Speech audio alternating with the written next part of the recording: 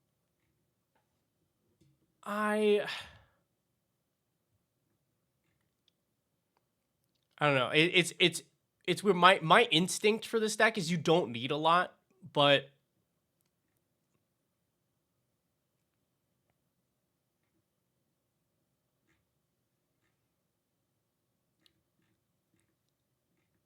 let me see.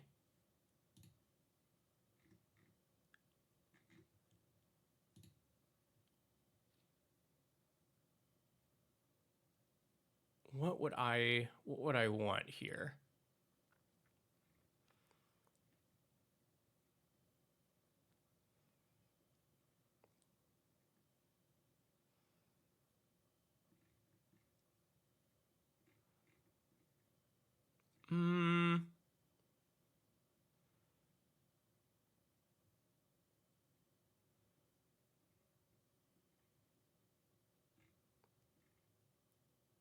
Ways that I'd want to draw.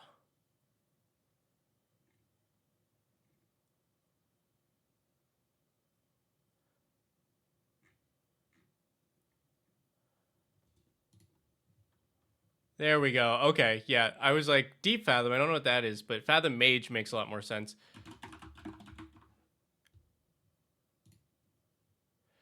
I think this is pretty fine. You're drawing a card anytime that you proliferate. You're drawing a card anytime that you do the Mothman thing. It's kind of like Danny Pink 2 in this deck. I think you could also get away with Benthic Biomancer doing a similar thing here. Whenever you put a counter on it, you draw and discard. Because this just doesn't feel like a deck that needs a lot of cards in hand, but if you want to be able to find the things that you want when you want them. And so this is much like you're able to get this onto the board earlier. And then if you need to, you can just start sifting through your deck until you get the cards that you want. 4 mana is just a lot to commit.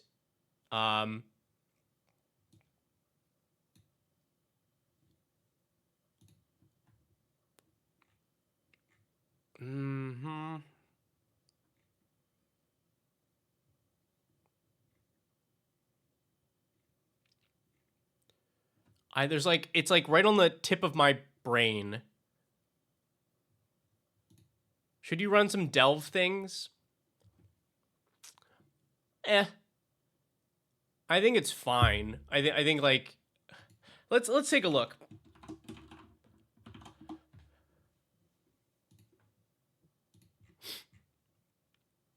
Oh God, sorry. Actually, yes. Run Afterlife from the Loam. God, this card is incredible. This card is so good. This card is so good. Everybody should be you do a thing where you could reasonably delve 5 cards. Play Afterlife from the Loam, because that becomes 3 mana. Reanimate 4 creatures. And this deck definitely can do that. This deck is perfect for that. Triple black difficult, don't care.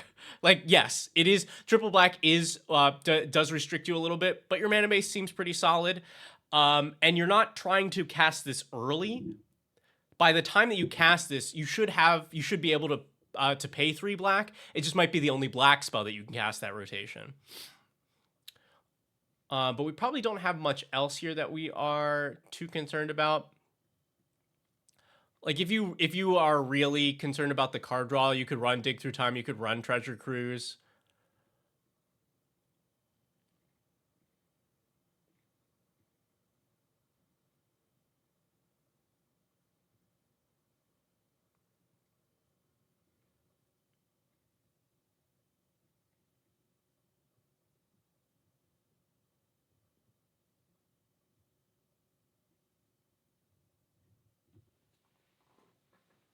Yeah, you definitely have to find it for Micro Tyrant. I think don't include this. I would, if I was building this, I would play a greedy Taval in it, to give everything delve, and then I would just keep putting counters onto Taval to gain the life back with lifelink. But that's very risky. but that's how I like my that's how I like my gameplay.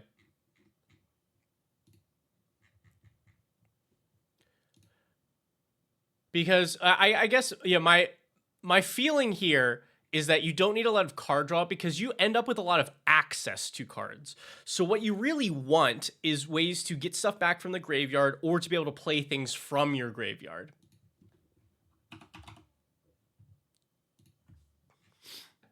Like a 6 does wonders here.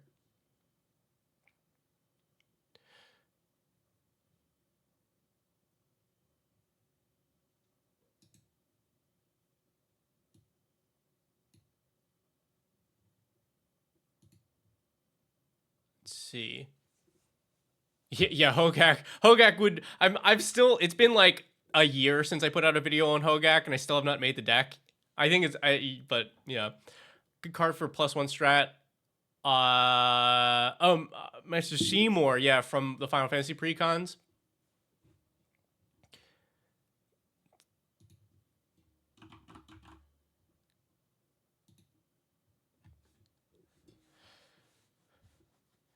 Yeah, I think this is. I think this is pretty solid, and I think would do fine in the deck. But I would definitely lean more into the proliferate options, since like over just being able to put counters on things, since that also hits our rad counters. Hello, Electman.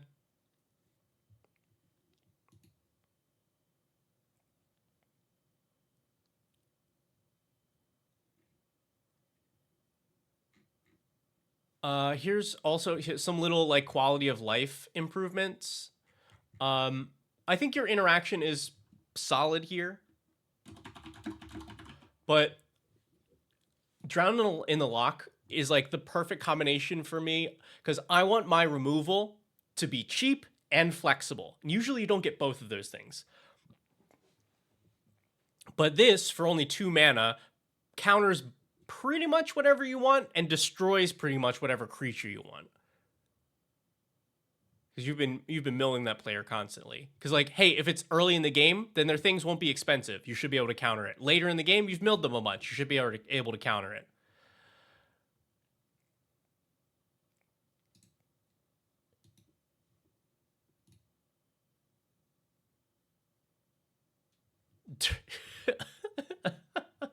Dirty water. Oh, and we do love our MDFCs here. Revitalizing Repast seems very good for this deck. It is a land in the colors that you want. It puts a counter on things to trigger like your Evolution Witness or your Fathom Mage if you include that. And it serves as a layer of protection for Mothman once it's out. So yeah, like in general, for all of you, you should include whatever MDFCs you can, but that one is very good here.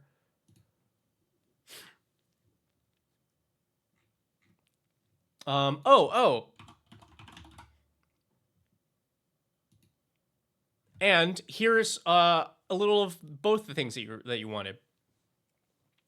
Experimental Augury will help you to dig for cards that you're looking for, and Proliferates. It's just the Proliferate is hidden way at the bottom of the text. And I think this was originally also Phyrexia All Will Be One. You can get a cheap copy from the Precon from Edge of Eternities as well. Yeah.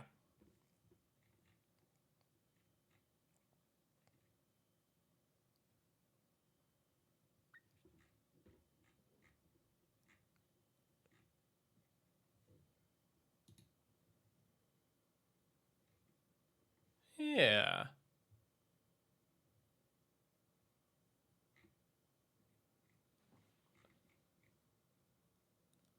All right, I'm gonna do one more one more look to see if there's anything else here I would cut.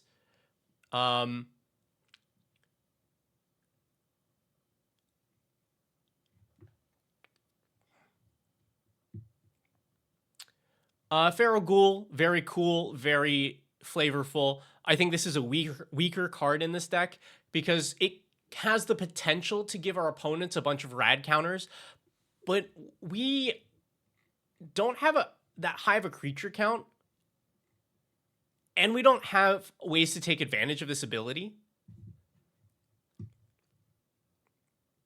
So I personally will be a little lower on this card. You know, obviously keep it if it makes you happy or if the theme is too strong to avoid.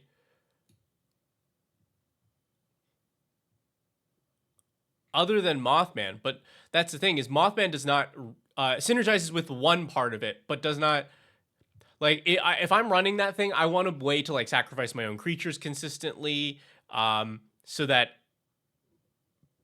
yeah, I think some of these other cards just do that thing better. Surge Foil Extended, in that case, keep it because that's cool.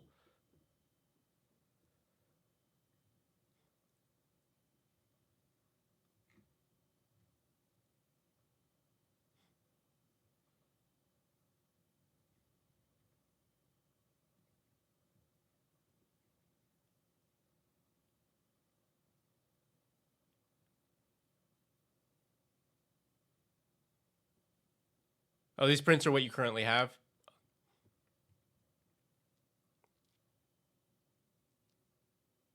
Oh, and yeah, like strong, I think actually kind of weak. uh it's got big stats, but no form of evasion. Ward 2 on a 6-drop does not mean a whole ton. And gaining rather than losing from your rads is like it's solid, but it's not going to amount to a ton.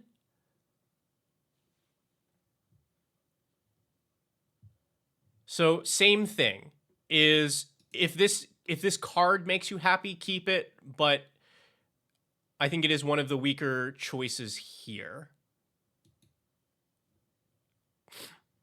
You can Spider-Man cheat or resurrect. That's true, but in that case, I'd rather it be something different. I'd rather it be like one of these things.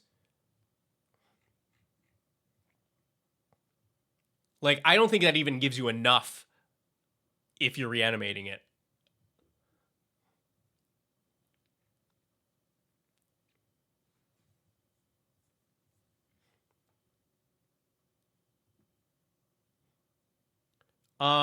Oh, I know we've been talking about card draw.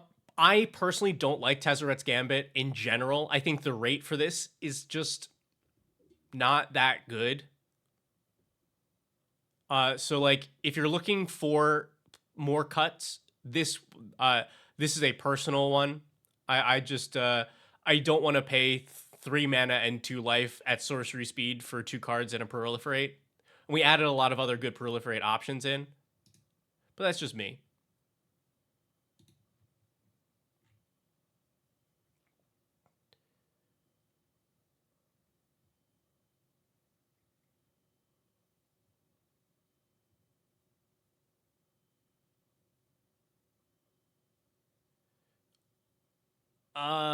I'm also pretty low on Beast Within. Like if you know that you're going to need to interact with like lands often, then I guess keep it. But in that case, just put like Strip Mine or Wasteland in your deck. Actually, there's definitely a Wasteland uh from Fallout, right? You don't have much removal. You have Abrupt Decay, Trophy, uh Atomize, Vats. You then also have like Damnation, Nuclear Fallout. You hopefully have that Drown in Dreams that you've added. I just like I'm low on this card. I would at least replace this with like the Drown in Dreams.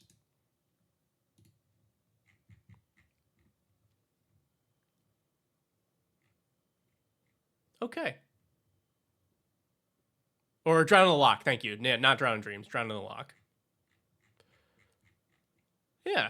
All right, so you have a bunch of suggestions, and I think we we at least cut a good handful of things. Yeah, Drowned Dreams definitely different.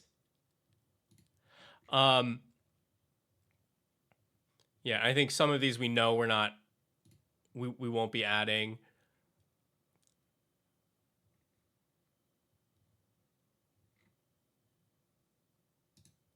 Yeah, I think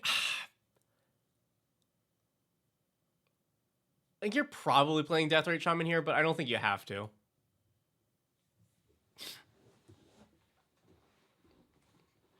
But there we go. I think this will help a lot in the deck running smoothly. And I cannot wait to see it in person again.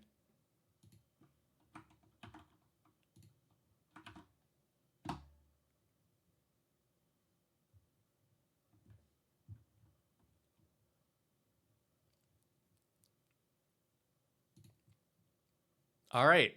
And now we have Autumn Red's submission. Let me give it the old duplicate.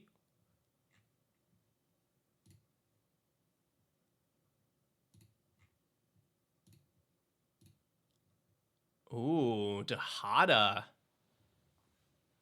Dahada. This commander is very good. This card is very good. So Planeswalker that can be your commander for 4. 5 loyalty. So you can +2, give a legendary creature lifelink, vigilance, indestructible until your next turn. -3, look at the top 4, put any number of legendary cards into your hand, the rest in the graveyard, and make a treasure for each one that you put in the graveyard. And then -11, which I've personally never seen happen, but the dream, gain control of all non-land permanents until end of turn. You untap and they gain haste. All right, and Autumn, you're saying this deck is legendary, some politics, some reanimate, and we're trying to stick to around bracket 3. Okay, we can definitely do that. Are there any things in particular that you are focused on for this deck tech?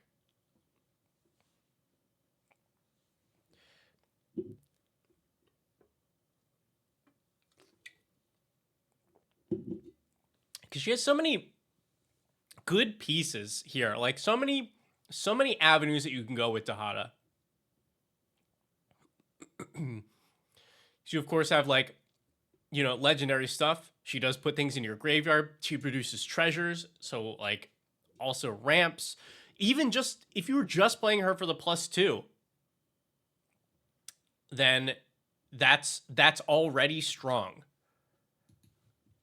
Like making a creature, you're just like incredibly sustainable. You're like, cool, I'm gonna make this creature indestructible, and I'm gonna hit somebody with lifelink, and it is gonna be since it's vigilance, I keep it as a blocker for that rotation as well.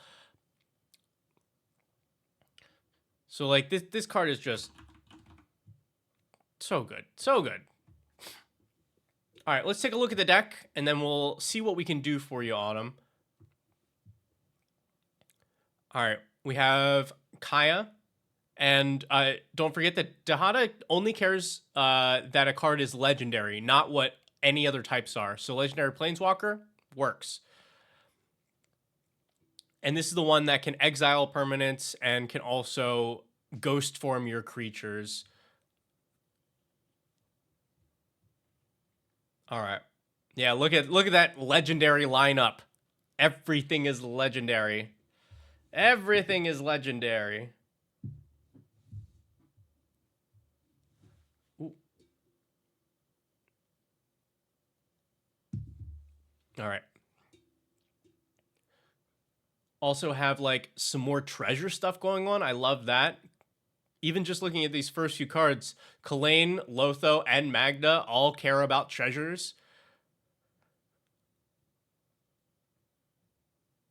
Yeah, and then like some excellent targets for Dahada's plus ability, being able to swing Alicia for free or lightning seems terrifying.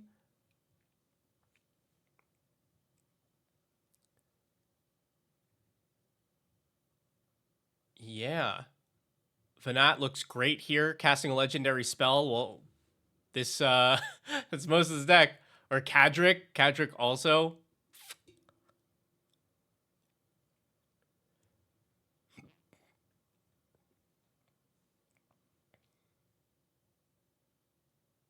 Celeste. Interesting. So we know that there's a little bit of reanimate in this deck. We haven't seen it yet, but it's usually not on the creatures. Dahana does not inherently synergize with this card, so we'll have to see how many things, how many ways we're able to get creatures out of our graveyard. Let's see. The Eowyn here is also pretty hot. This is a card I misread multiple times. So when she enters, she just straight up exiles another creature with greater power. Usually this kind of card gives them the creature back when this dies. She does not. She's just, it's exiled, it's gone, and then you give all of your legendary creatures, which is everything in this deck, protection from that creature's colors. So you also get in on that player pretty hard.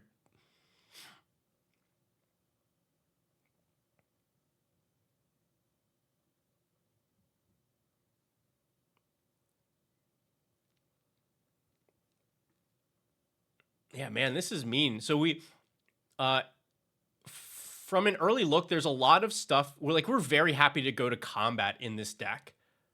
A lot of creatures that are good at swinging, that reward you for attacking. We got like Iroas here, so that attacks are free pretty much, plus a Dahada's ability. Yeah. Then Shannon was the backup commander from this precon. This card is also so good. Draw so many cards. Man. I've been liking Xenos more and more. This card is awesome. It's both like strong and playable. So ETB -2 to the board except for one creature that you choose. And then if you can flip it into Shinryo, the table goes crazy.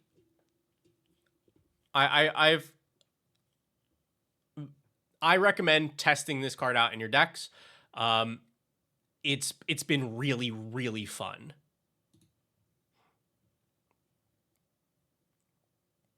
All right. Okay, so we start to see some of the reanimation bits here. We have Junji, which when it dies will reanimate a non-dragon. We have Celestine, who reanimates based on the life that you gained, which you can just do with Dahada because the +1 gives lifelink.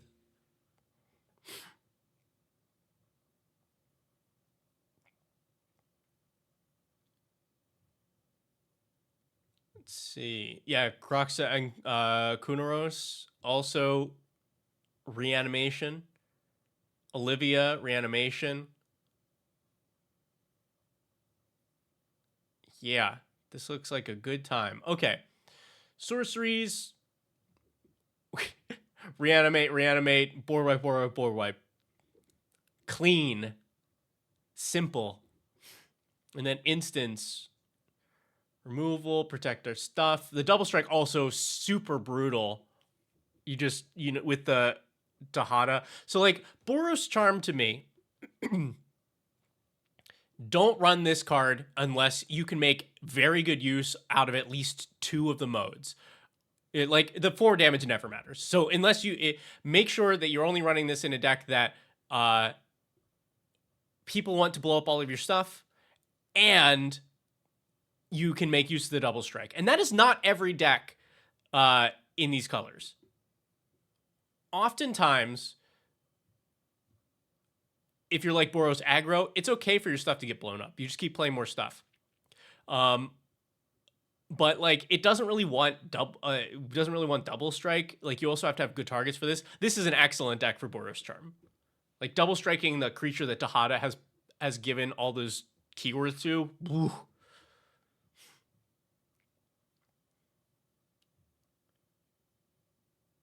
But yeah, just like a little catch-all removal. Would Dam work? So Ravine brings up a good point here. Audrey gives everything double strike. Oh, that's hot. If you know me, you know that I am a big advocate for asymmetrical board wipes. So if we take a look at Dam,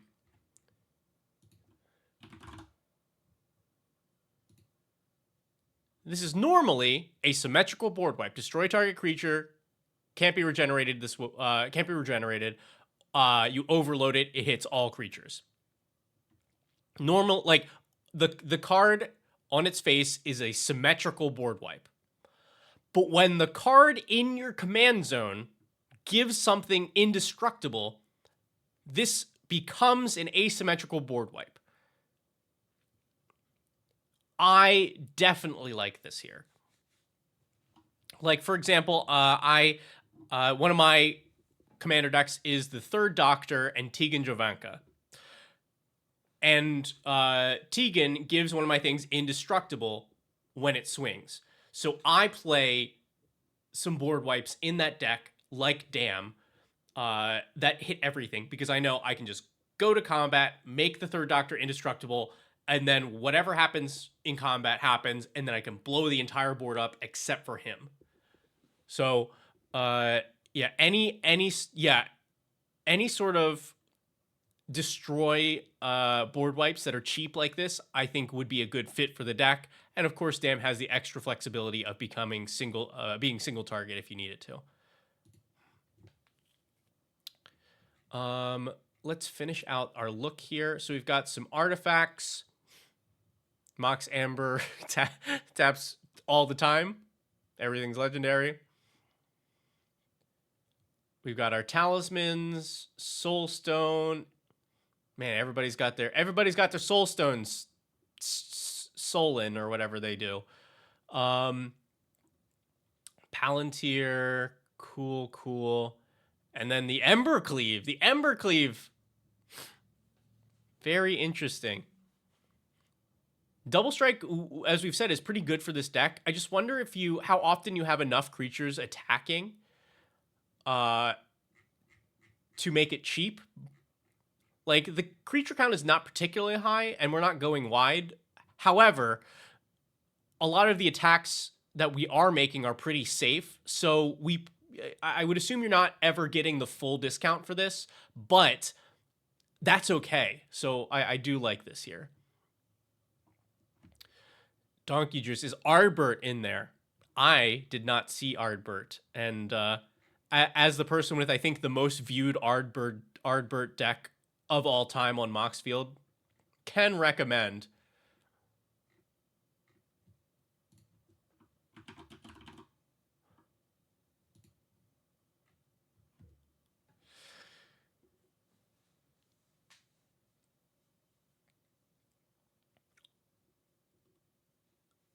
Ardbert, yeah, pretty good. Ravine should have put Palantir and Mothman. I'll be honest, I'm a lot lower on Palantir than most people are. I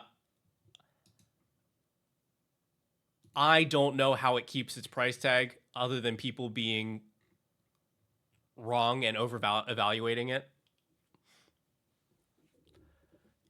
Like, it's very solid. It's probably the best Phyrexian arena that you can get. That said, it's still a Phyrexian arena.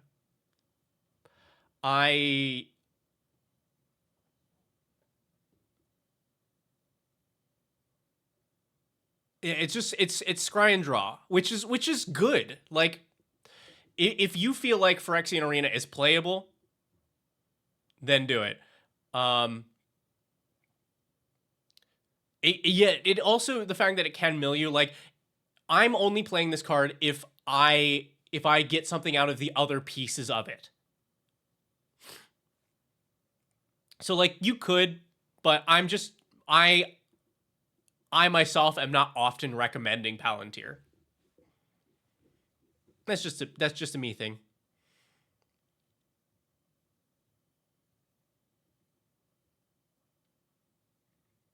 Let's see. We have enchantments also. Deification. What? Let's see. So we have a planeswalker in the command zone. So our Dahana becomes hexproof. And as long as you control a creature, if damage dealt to a planeswalker you control of a chosen type will result in all loyalty counters on it being removed. Instead, all but one are removed. That's pretty cool.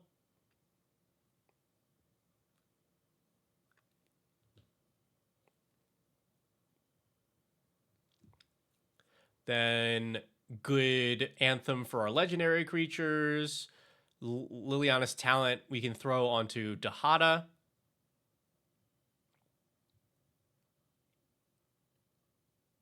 And Kenris Royal Funeral. I love this card. I love this card so much. I've been trying. I want this in the command zone. Honestly, that's what I want.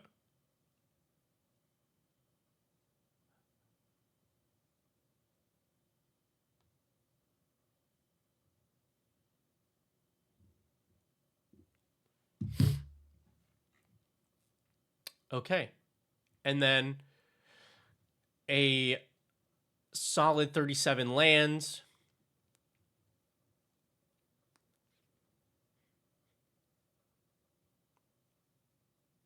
And Dahada can also grab legendary lands, so it's good to see stuff like the Iganjos here, Flagstones. Like you did a good job of finding the legendary options for this deck. And I'll get to recommend some weird ones later. Okay. Deck looks like a good time.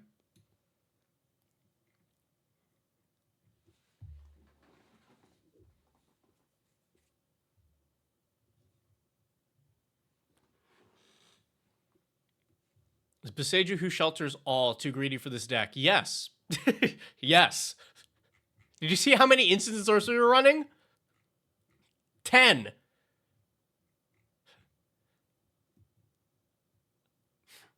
No Urborg? I think there was an Urborg, right?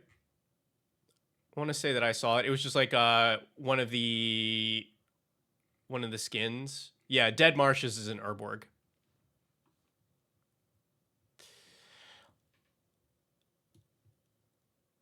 Okay. I mean, I'm definitely a fan. Were you looking to up like the, because you said you liked the politics pieces of this?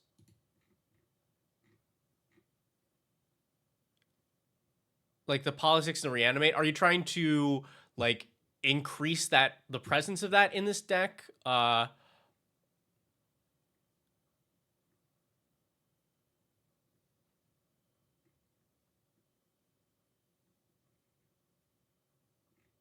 Or just like a general, some suggestions for things? This looks pretty great.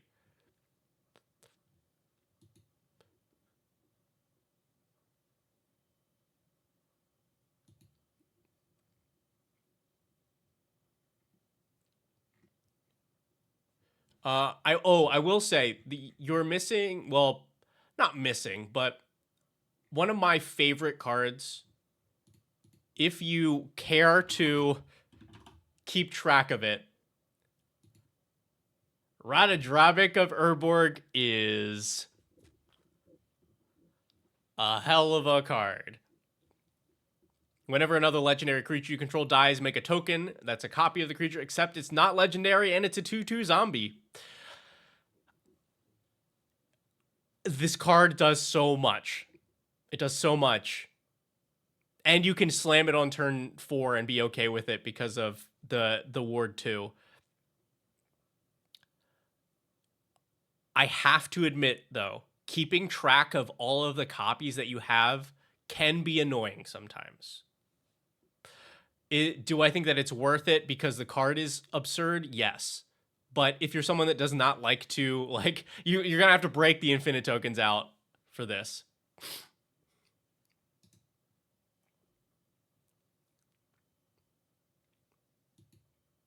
But Radadravic's very happy in this deck.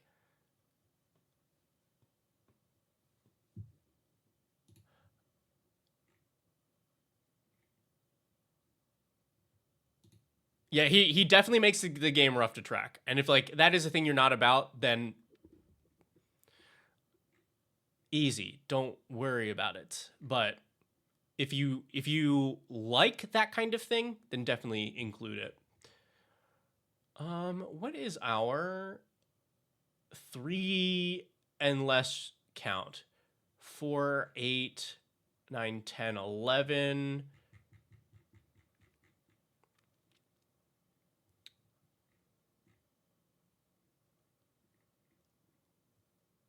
And then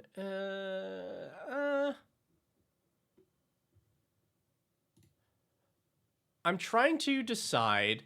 I think I'm coming to the conclusion that it's not quite enough for this.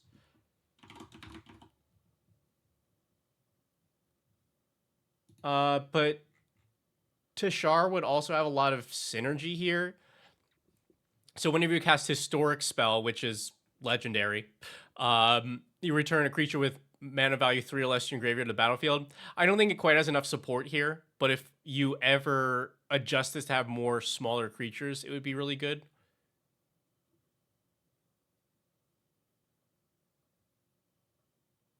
Yeah, I think it's just not enough, though.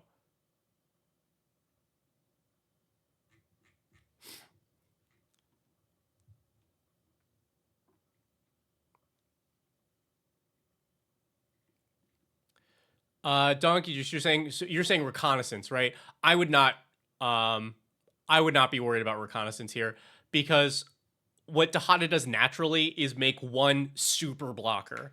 So somebody has got to commit to swinging enough things to get around your super blocker and killing Dahada and losing probably their best thing they're swinging at you.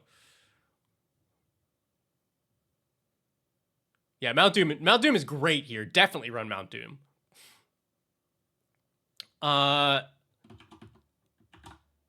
Yeah, Cecily. So you're saying this card would be pretty decent here. I think it's fine. I think I'm a little worried if this deck gets to half life total while this card is still relevant. However, there is a little 1-drop legendary that would be pretty great for this. I mean, like, you all should be.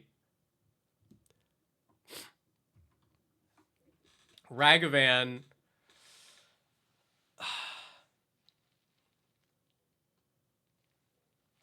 Hello, nerd girl.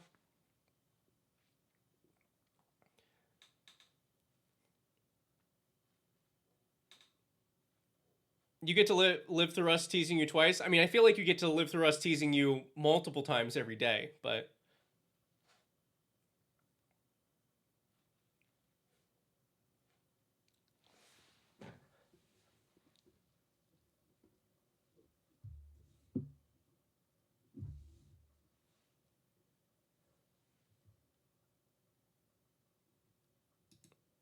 yeah, Ragavan is just, oh, what a card. What a card.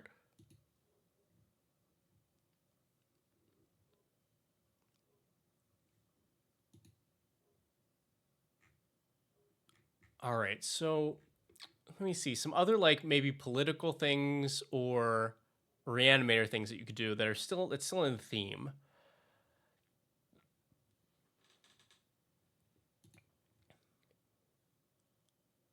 Lae'zel, I'm not super high on Lae'zel here. You don't have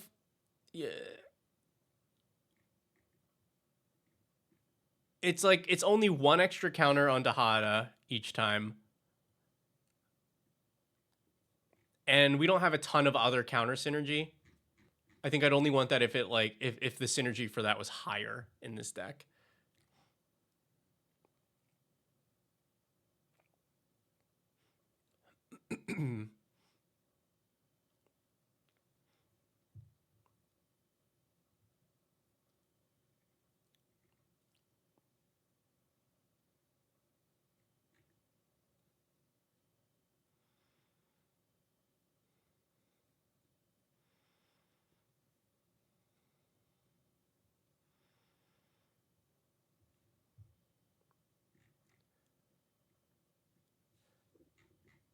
Ooh, what about...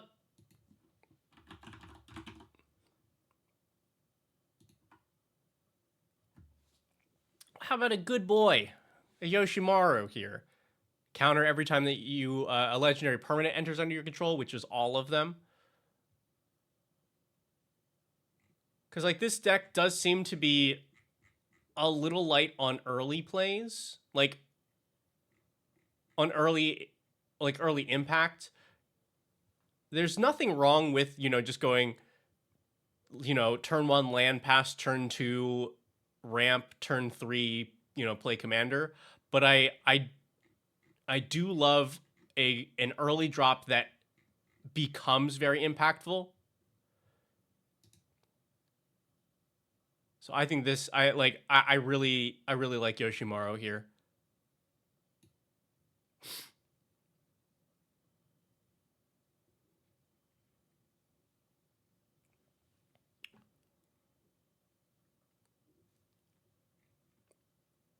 Also, like, what does your interaction look like here?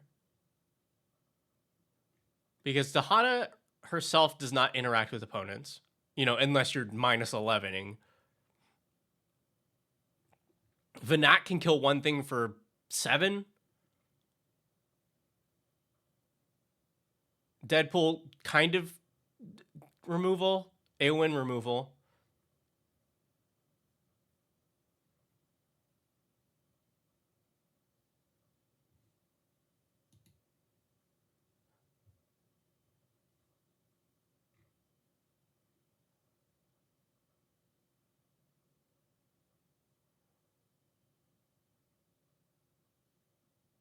Nerd Girl, are you playing Arena Jump In right now? Because yeah, if you blink Fang, it resets.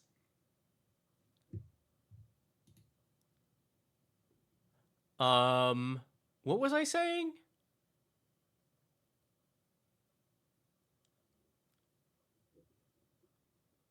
What was I saying? I was saying something. I had a train of thought. Or maybe let's not go that far, but removal interaction. Right. Thank you.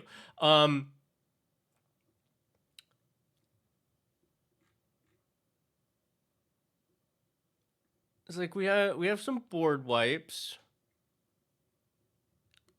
like a little bit of catch-all.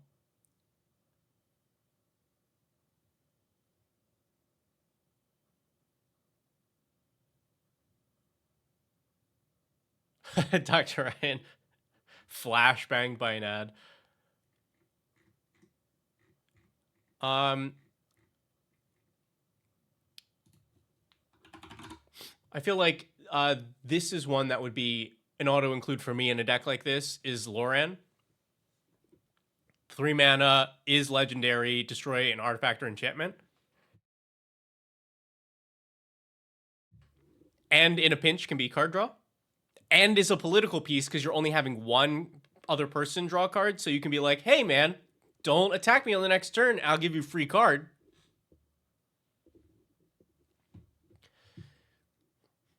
You give me a cookie, I give you a cookie.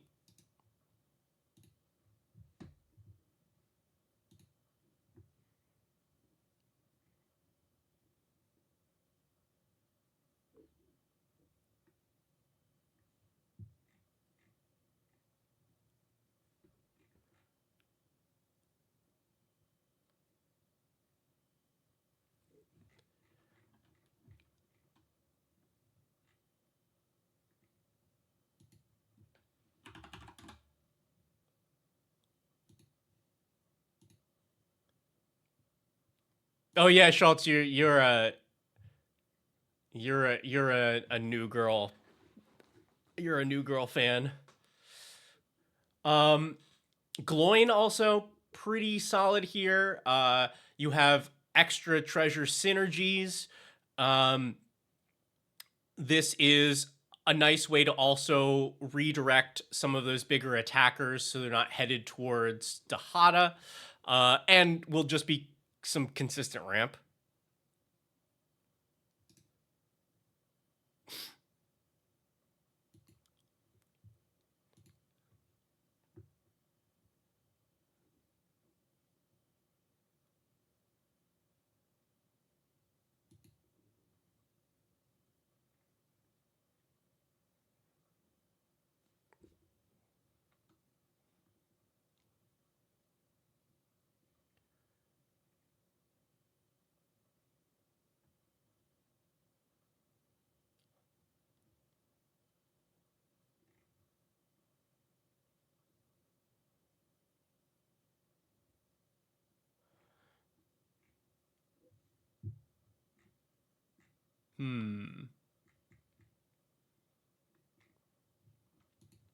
Ooh, yeah. This deck has got so much attack pressure in it. Karlak.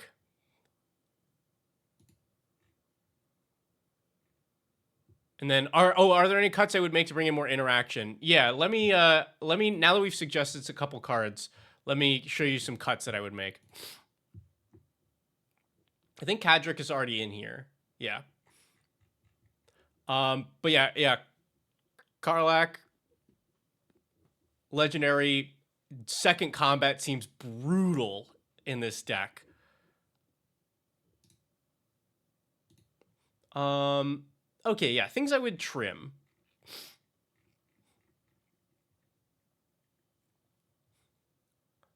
I think your early plays are I'm all pretty satisfied with.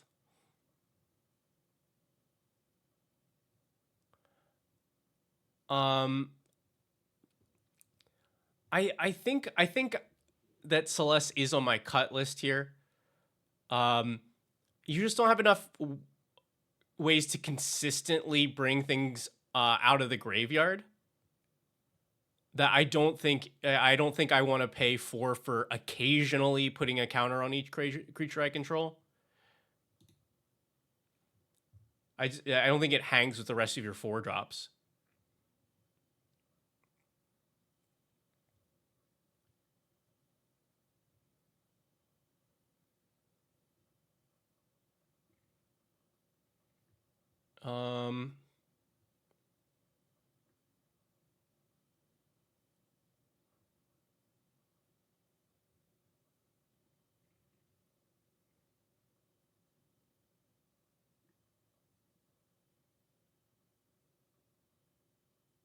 Afterlife from the Malome. Yeah, I look, run it and everything. Afterlife from the Malome, hell of a card.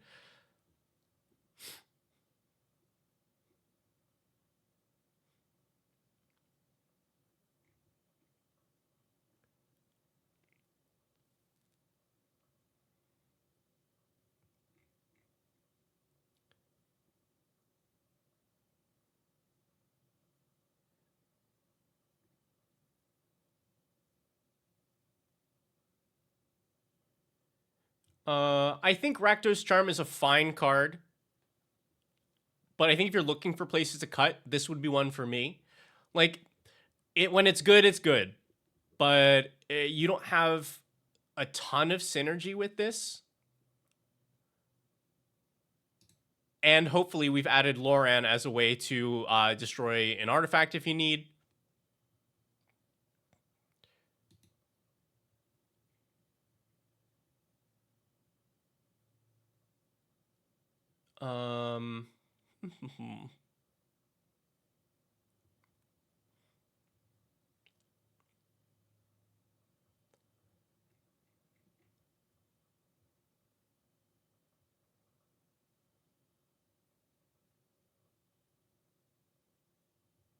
How is Liliana's talent here mostly for the -8 ability or for the creatures deal damage ability? Because I'm trying to think. Let's run some numbers real quick.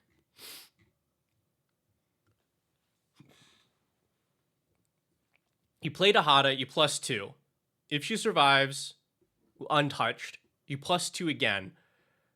She is then at 9. It is reasonable that you could just do Liliana's after 2 turns. That's not bad. That is not bad. Because like you also don't. It doesn't have to have been on there. I think that's worth keeping.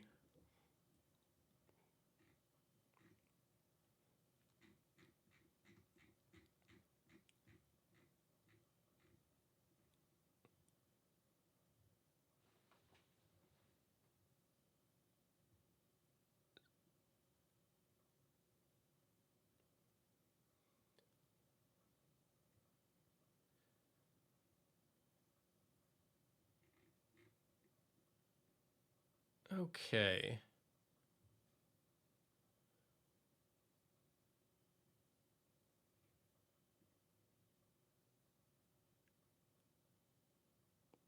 It's tricky because like I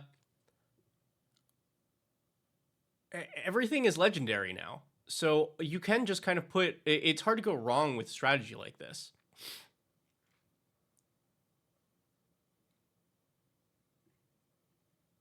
Like, it's hard to pick bad cards. Um let's see.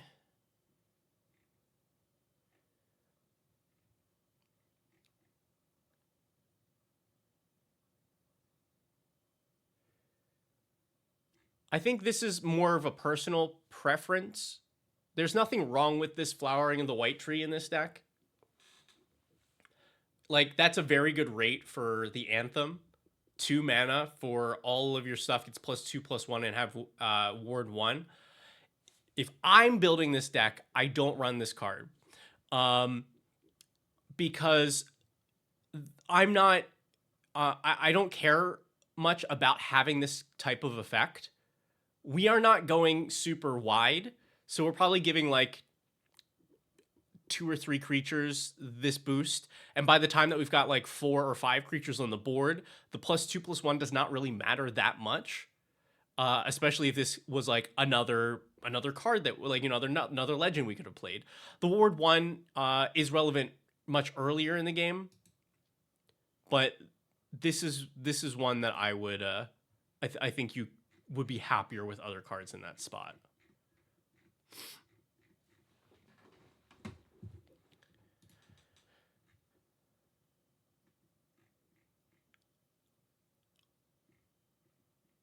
I'm trying to think of any other like legendary interaction that you could run here.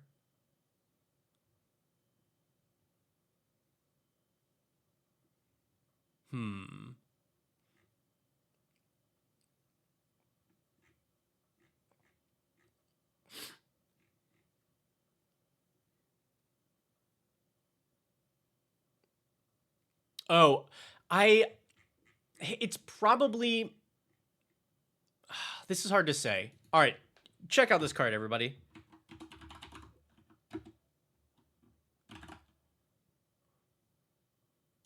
Oh, that's funny. I just saw your message. What are your thoughts on Yawgmoth's bargain? And I assume you meant this, because Yawgmoth's bargain is like illegal, right?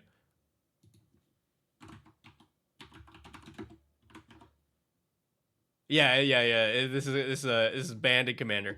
I think this is pretty solid. You're always going to be able to cast this, and that being the one thing you should consider when running this card is like, you never want to hit a situation where you're like, I can't play this because I don't have a legendary creature or planeswalker. You're never worried about that in this deck. That means this is just 5 mana, reanimate something and destroy something. I would play this. I would play this for sure. Isildur's Strike, I don't think I would.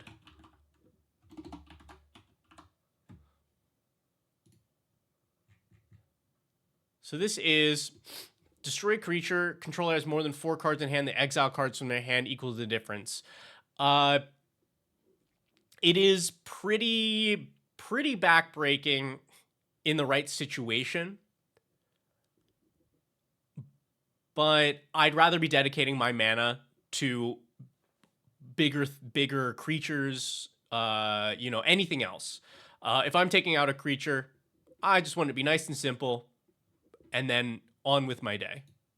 But I definitely like the Yawgmoths.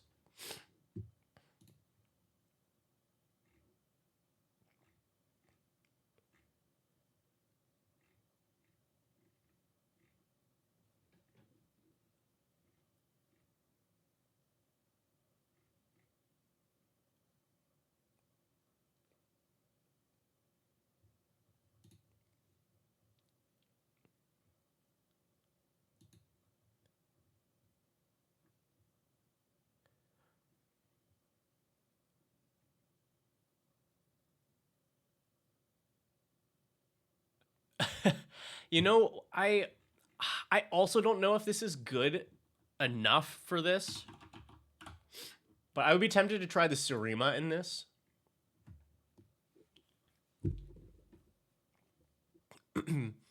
So it's a tutor for a legendary creature. So any creature in your deck. Stations, so up to 7, which I don't think is, I think is pretty easy. And then you have a 5/5 flyer, and this is another way to make your attacks free because tapped legendary creatures are indestructible. I think for me, the fact that it's like it's a tutor and that upside is enough for me.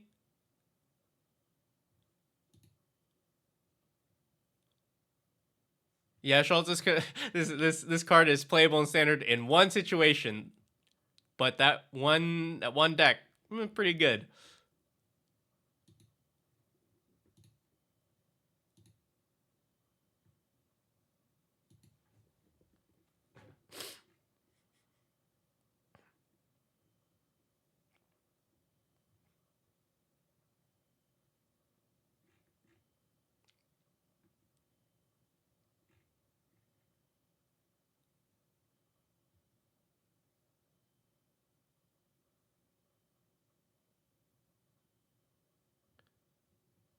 They're a game changer, I would add.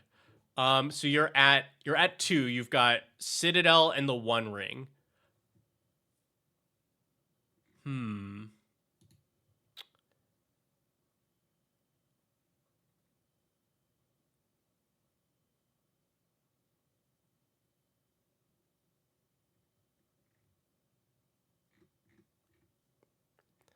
I mean, like, you know, you could throw any of the black tutors in, and those would be good. Gamble also pretty solid here since you have the reanimation angle. You're not like that may in some cases end up better off than like Vamp Tutor.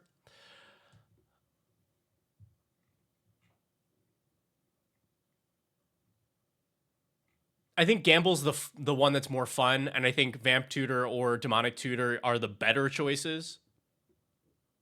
But Gamble seems really fun here.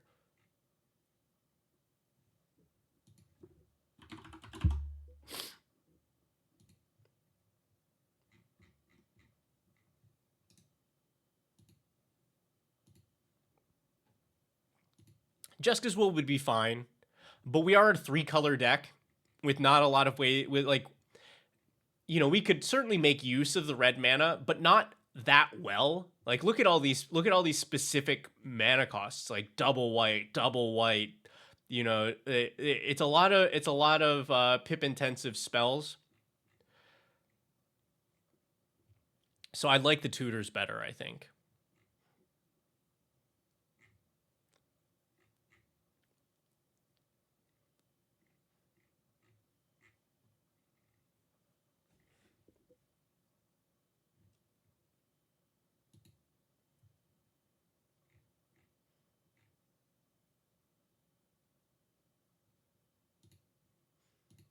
Did you see Luca in there? Do you mean the flip one?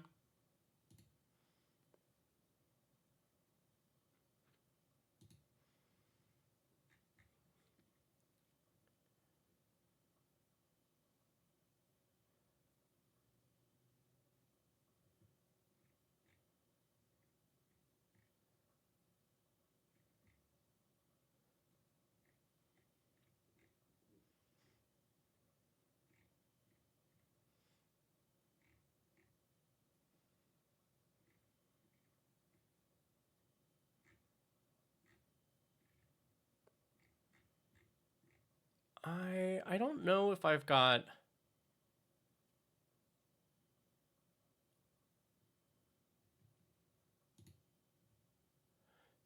Teferi's. Yeah.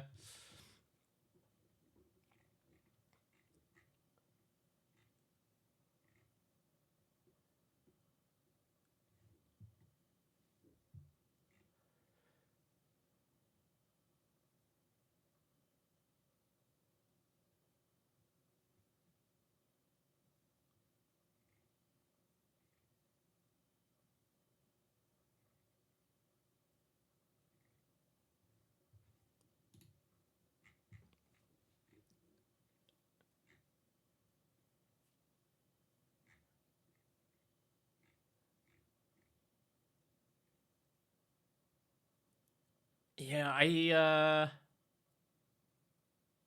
oh, I got a fun one for you.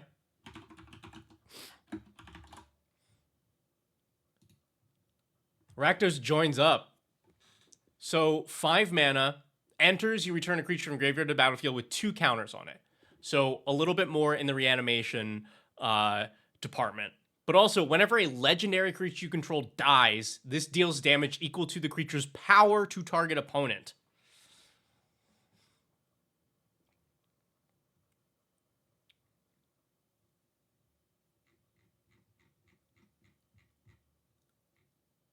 That to me seems like a good time.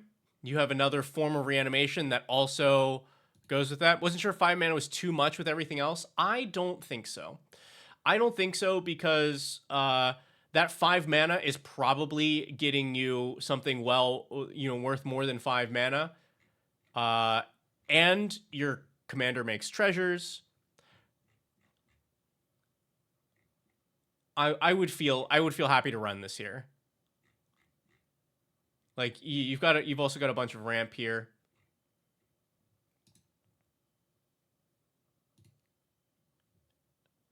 I also think it's just like fun.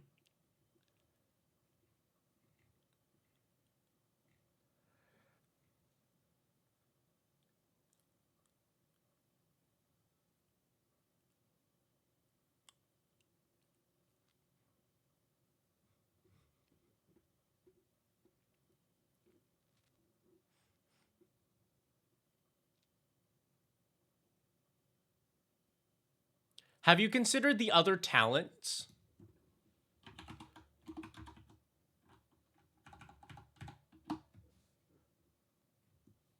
I want to say that the Elspeth's one is not as relevant. But Rowan's talent, so like you can play Dahada plus pass turn, next turn, enchant with Rowan's talent, -3, do that twice.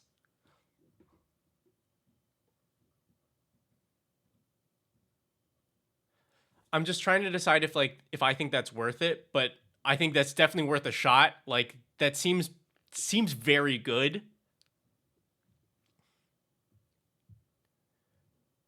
It's kind of narrow, but I think because I guess even getting like doubling the +2 is very solid because you then get 2 like big attackers. You know, you get two problems. I think that's worth a shot. I don't think Elspeth's is good here.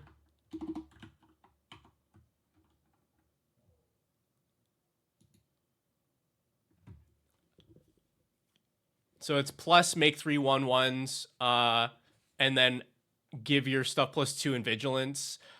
It's fine, but I don't think it's on the same level as the other 2 for this deck.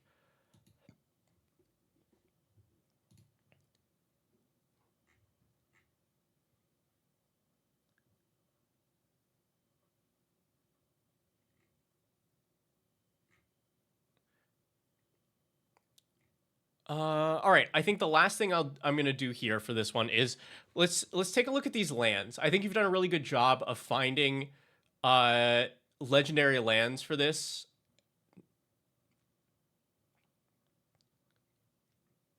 But we can always optimize a little bit more, right? 2 mountains, 3 plains, 2 swamps.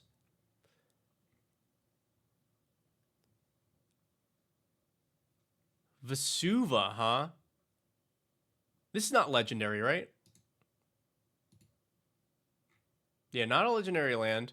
What do you copy?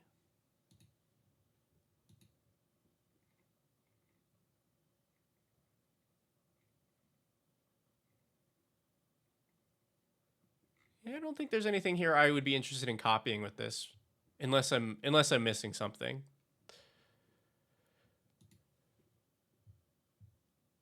Hello, Elect Man. Oh, we're in it. We are in it. We are teching. Just like the art, then that is reason enough.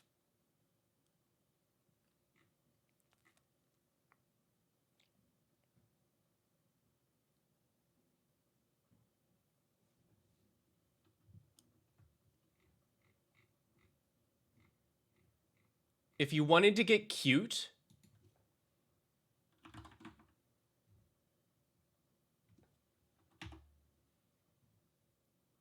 right? Am I spelling this right?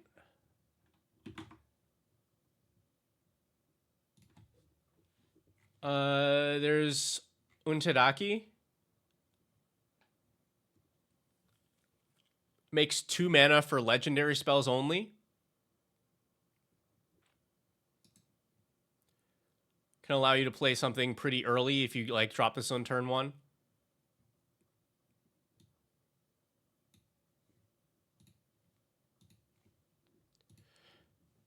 Yeah.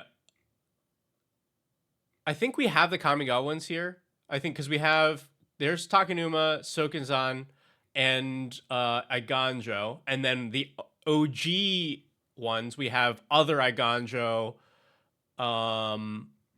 Shinka, and Shizo. So we do have all of the Kamigawa ones that.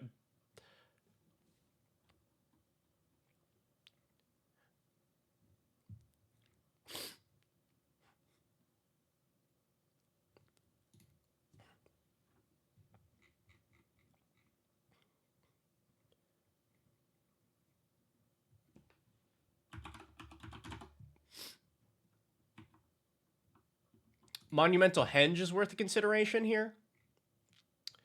You can pay 4 and tap it to look at your top 5 and reveal a historic card and put it into your hand, which is your entire deck.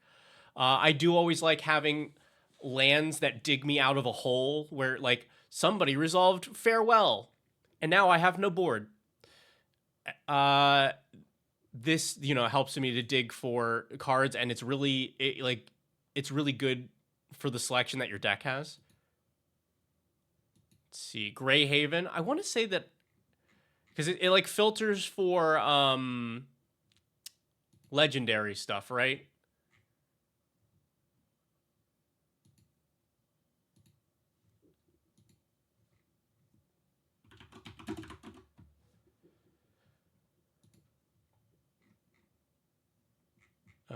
Under T for the scry 1 mana among any color of legendary creature cards in your graveyard. I personally don't like this card, because in your early turns, this is dead.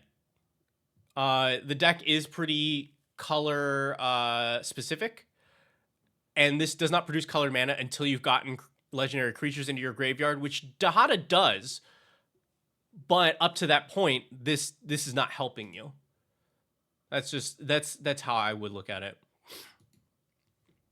I want my lands, if they're legendary, to either have high impact. So like I'd be okay with the Untedaki here because of the 2 mana that it makes, or I want it to produce colored mana.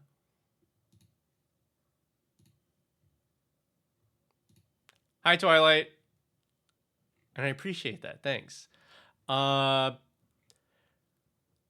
Let's see. Barad-dûr. That I think could work. I don't remember what's the thing that allows you to play it untapped, because that's the other consideration. Tapped unless you control a legendary creature. All right, that's not bad. You could replace a swamp with this.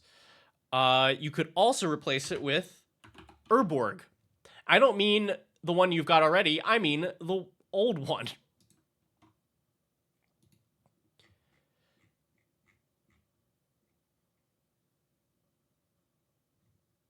This Urborg. You can make a creature lose first strike or swamp walk until end of turn. Yeah, we don't care about that. What we care about is it's a legendary land that produces colored mana and comes in untapped no matter what. I would swap your swamp out for that or for the Barad-dûr. You also have that equivalent in the other colors. Check out Hammerheim.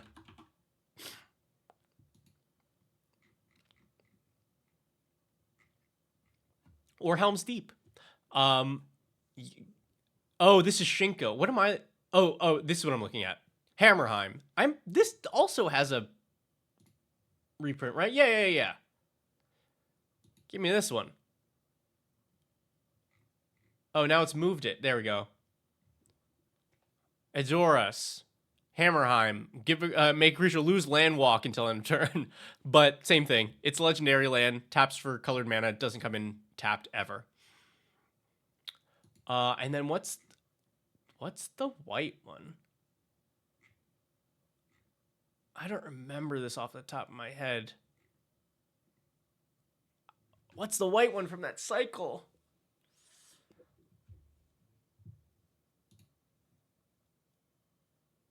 Hi, Aegis. Appreciate it. Thank you. What's the white one from that cycle? I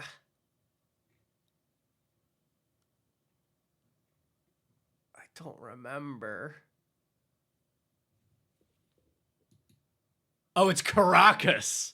That's why I can't think of it, because you can't play it. It's Caracas. That card's illegal.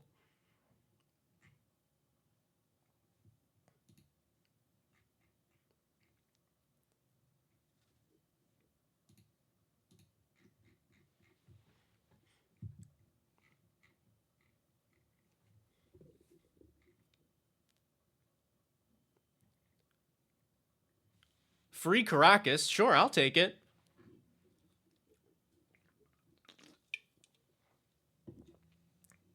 It should still be banned, but I'll take the free Caracas.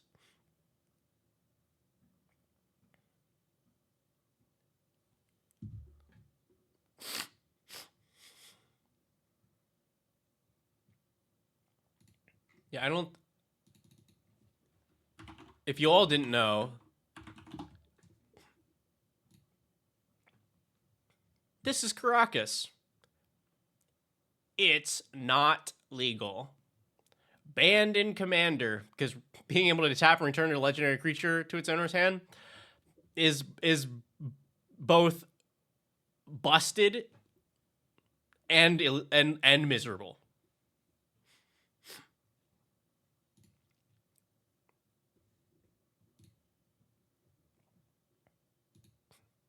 Yeah, one of the earliest bans. Yeah, there used to be a Caracas rule in the earliest iteration of Commander where this card was legal, but all commanders had protection from Caracas. And I'm not making that up. That was just a rule of the format.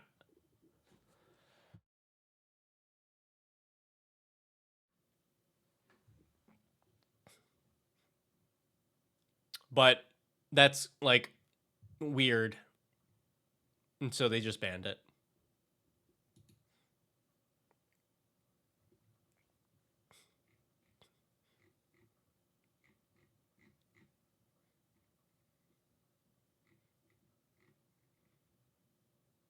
Yeah, this seems very solid.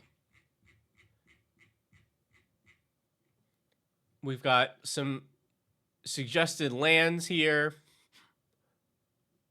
We've got some more Legendary Matters stuff.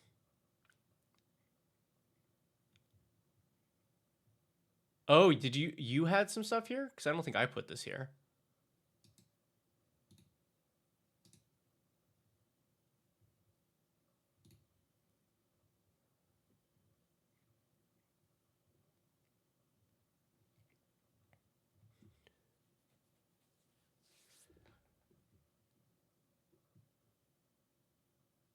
The cuts, yeah.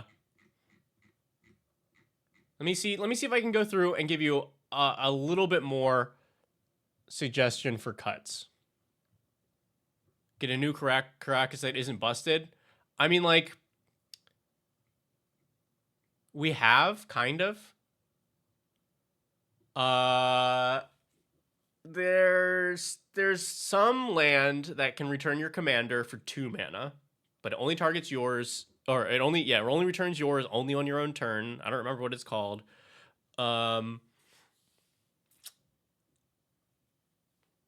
Like, that's, I guess, the closest equivalent.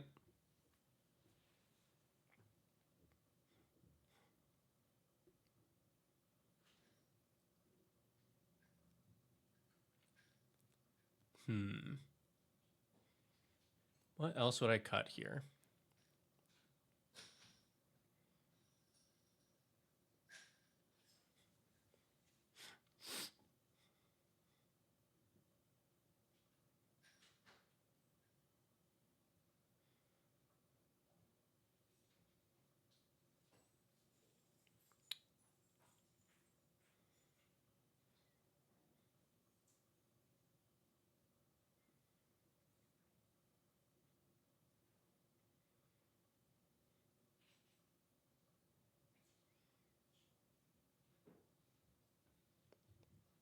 How has Aurelia the Law Above been for you?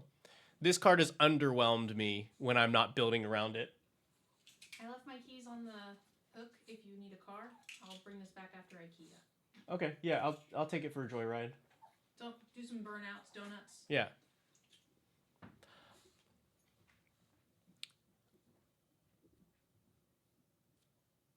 Because there's a lot of situations where this doesn't do anything. It's been decent. First part comes up a lot. The keywords. Yeah, I guess the keywords. But you've only got 2 Odricks. You've got Odric and a Chroma. Odric and a Chroma. I think for me this would be, if you're really struggling for cuts, this would be one of them.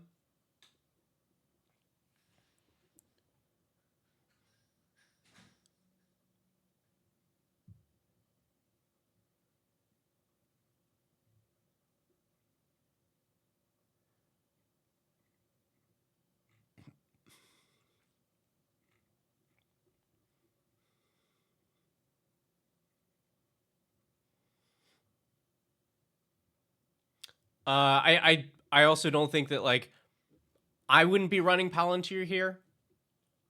You already know my opinion on it in general, but I'm like either playing this on turn 3, which means I'm not playing Dahada on turn 3, which I probably should be able to considering the ramp here. Or I'm playing it later in the game, and then it's much less effective.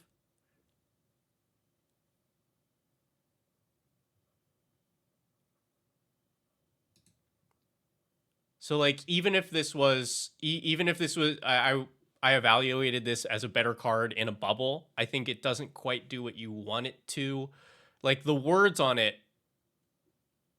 make sense, but in gameplay, you either play this, you play this early on a turn where it would have felt better just to play Dahada or anything else, or you play it late and you don't get the value that you want out of it.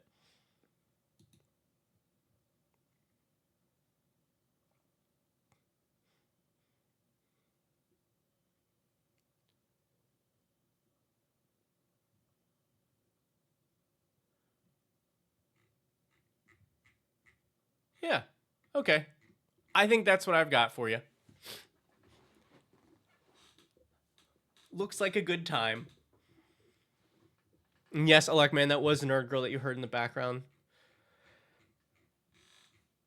While I am hanging out with all of you, she is going to IKEA with Maudhound and Z main character, presumably just to eat meatballs or something.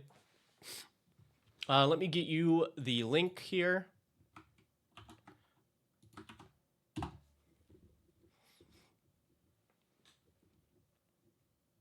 Cool.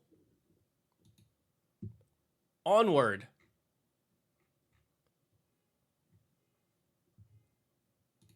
We have a deck list for Vren the Relentless submitted by Wesley and Saltboy.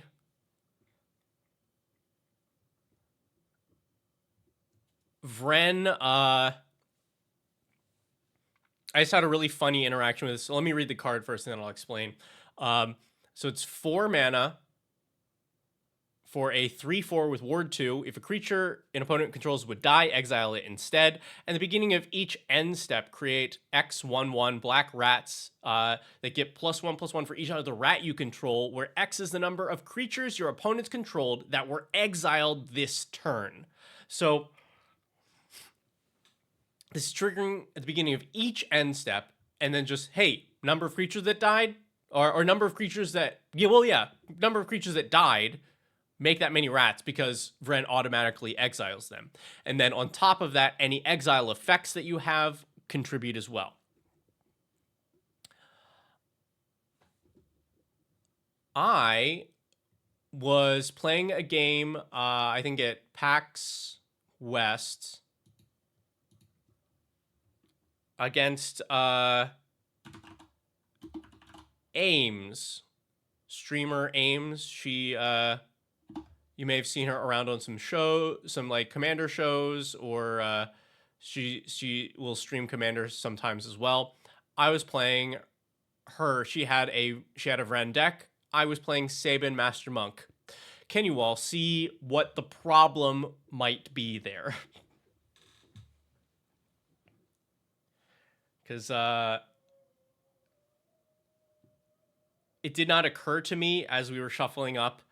It only occurred to me once we were in the game, and I went, oh shit.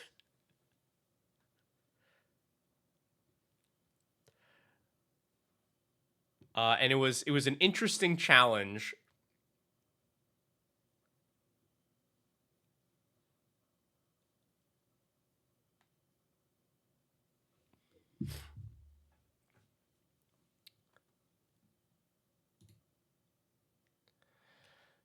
Yeah, HD, that's the problem. Because Vren says, if a creature an opponent controls would die, exile it instead. And this whole thing is just trying to I'm trying to cast my commander. I'm trying to cast my commander and have it go to the graveyard and recast from the graveyard every time, and then have it sacrifice itself and go back to the graveyard. Well, that can't happen if Vren is out.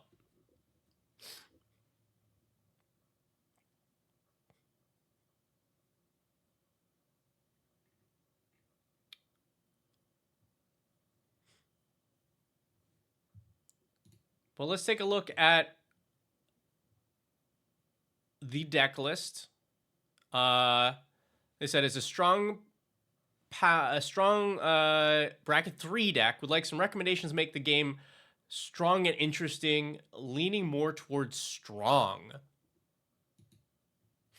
We don't get that often. How did it go? I had a good time, but it was a struggle. I had to really like. I really had to change up how the deck was going to play to make it function.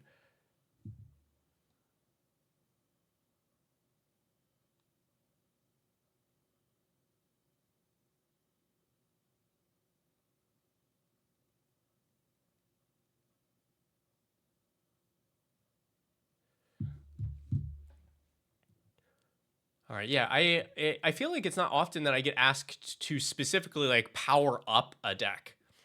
Usually people will be like, oh, I'm looking for suggestions, to make it better, and better usually means more powerful. But this is like, hey, we'd actually like this.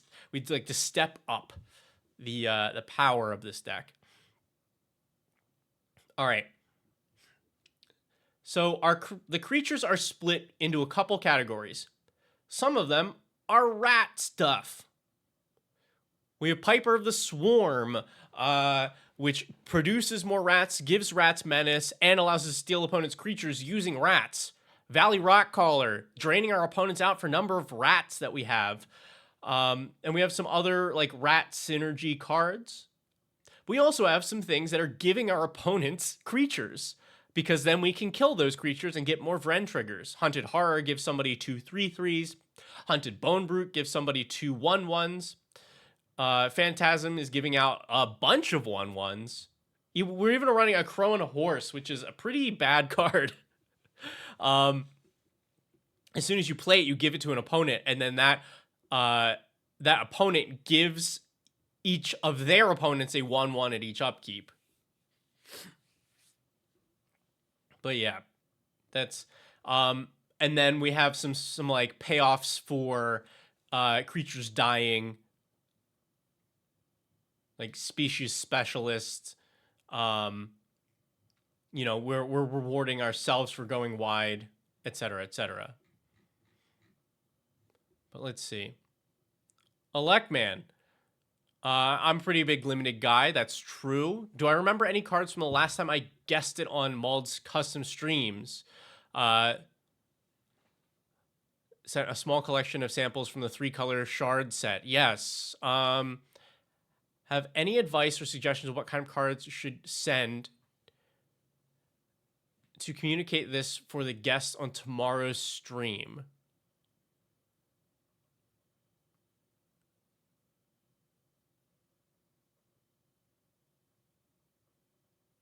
Do I have any advice or suggestions on what kind of cards I should send to communicate this for the guests on tomorrow's stream? I don't think I quite understand your question.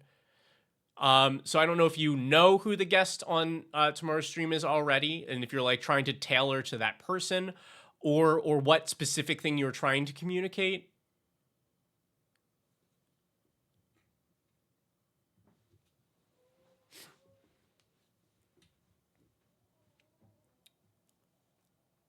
But yeah, we also see like some sacrifice stuff, like Priests, Forgotten Gods, and Braids, since we are likely, we're likely going to have a lot of rats, either from this or other things that are producing the tokens. This refers to it being a 3-color set and the rough archetypes. Because I don't want to spoil it if Maud has not said who the guest is yet. But I would say send your signpost uncommons. Send your signpost uncommons. Those would be the best indicator for somebody taking a look at your limited set. Because those should communicate exactly what the archetypes are, and what the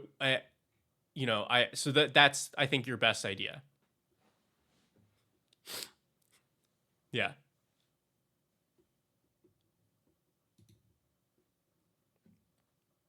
Yeah. Okay. So yeah, send your signposts uncommons. I think that will be the best thing for anybody that's looking at your set, but definitely for Nerd Girl, who is the guest for the stream tomorrow.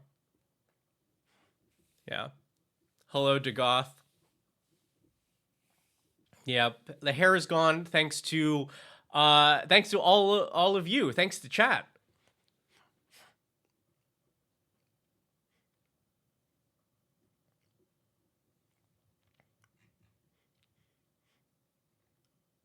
All right. Sorceries.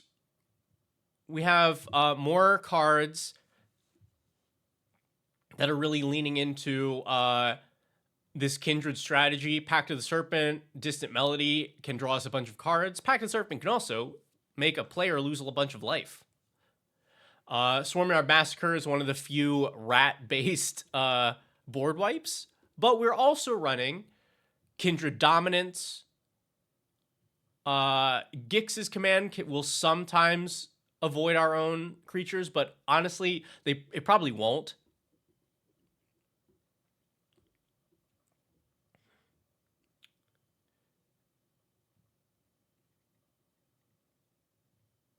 And then I like Necromantic Selection here.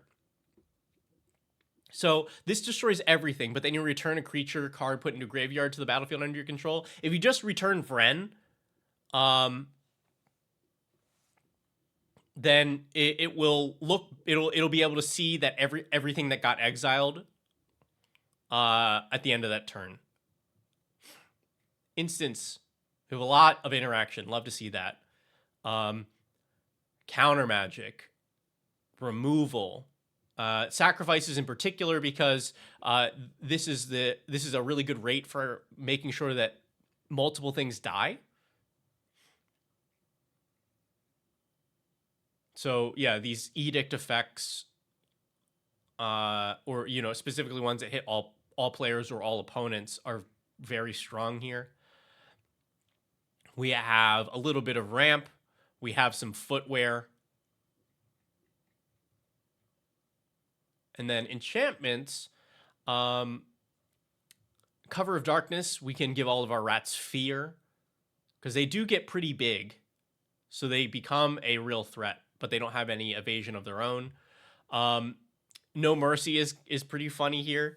So it's like, hey, yeah, do you wanna hit me? Cool. That's all of those die, and they're all Vren triggers.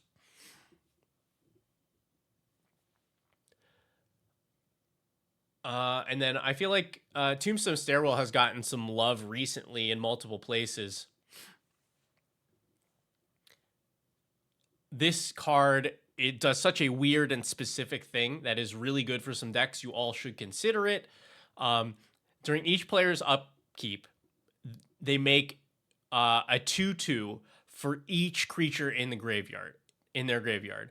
But all of those tokens are sacrificed at the end of the turn. So it's a bunch of creatures that enter, a bunch of creatures that die, and there are not a lot of decks that can make use of them. Obviously, if somebody tosses a Phyrexian Arena down, probably don't play your Tombstone Stairwell. But this is so nice for Vren.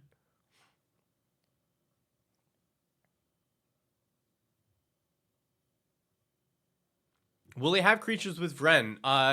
They, not after Vren, but before Vren.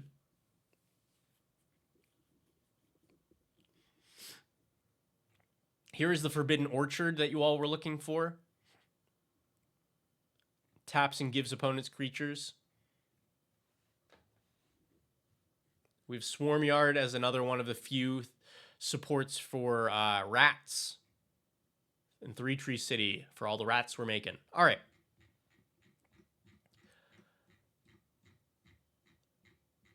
So our basic idea here is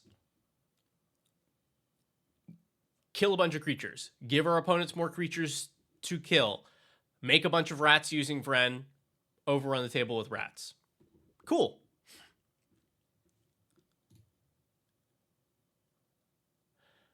Let's start with the big one. If you want this deck to jump up in power within the bracket that it is,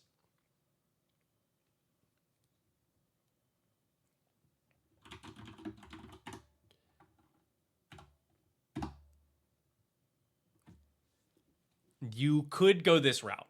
I don't love these cards. They are pretty oppressive, but they are very strong and pretty good for a strategy like this. Grave Pact. Whenever a creature you control is put into a graveyard from the battlefield, each other player sacrifices a creature. This just shuts down decks that can't hold enough creatures on the board to have to sacrifice. And you have multiple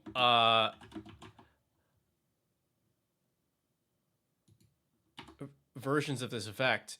You can also do Dictate of Erebos,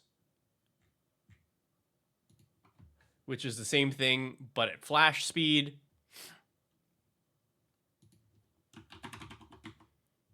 You also have the new Sothera, which is like a lighter version of this. Creature you control dies, each opponent exiles a creature they control, but eventually when somebody has no creatures, if at the end of beginning of your end step of player has no creatures, then you sacrifice it. Yeah, I got you, Stonehenge. Don't worry. So like, if you are looking to power these decks up specifically, this angle is very strong. Just know that some people will not be happy with you.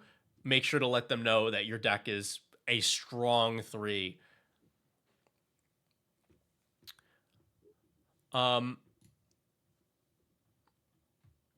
That's my big suggestion for powering this up.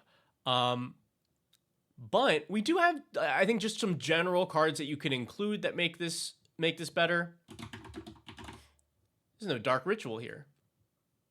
That surprises me. This allows you to get Vren out early, and since Vren has Ward, you're fine to cast this on turn 2 and not worry about it getting removed right away. Hello, red shirt.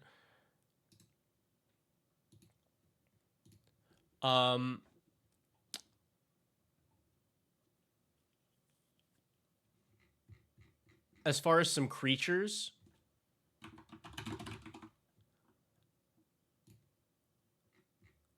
Azure Beastbinder plays way better than you even think. It's a 1/3 with vigilance, can't be blocked by creatures with power 2 or greater, which is nice if you are giving your opponents 1/1s, which we can do with multiple cards in this. Or wait, what? Sorry, my brain got scrambled a little bit there. That is, it's not as good because you're giving them ways to block this. But what it does when it attacks, up to one artifact, creature, or planeswalker an opponent control loses all abilities until your next turn. And if it's a creature, it makes it base 2/2. This always works. This is a really good way to shut down something on the board. And all you have to do is say, hey, player B, can I hit you for 1 so I can turn off that player's like Shieldred or whatever? And they're like, absolutely. So you will consistently be able to just turn off whatever the best artifact, creature, or planeswalker on the board is. Someone will always let you poke them for 1 to turn off a permanent. And it's a rat.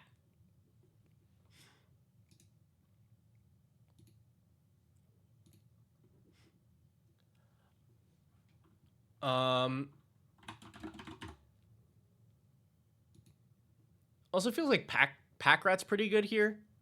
Power and toughness equal number of rats you control, so it will be large. And then you can just pitch extra cards to make copies of it. And it's instant speed. So once you've got Vren on the board, you can just hold up your mana for all of this interaction that you've got in the deck. And if nobody does anything to you, end of turn before you untap, make another rat.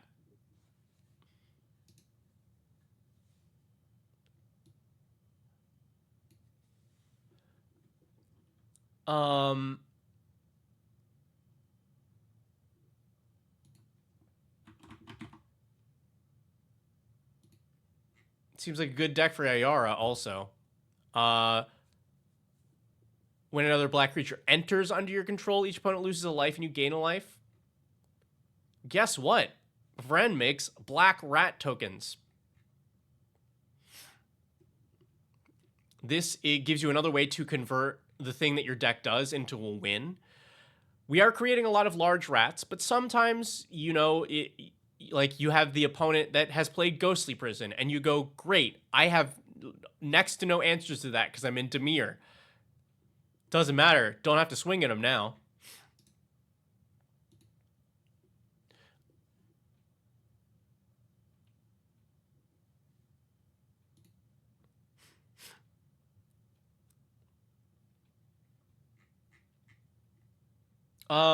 I noticed I'm always going to check if it's a deck that is in Mono Black, Dimir, or Grixis.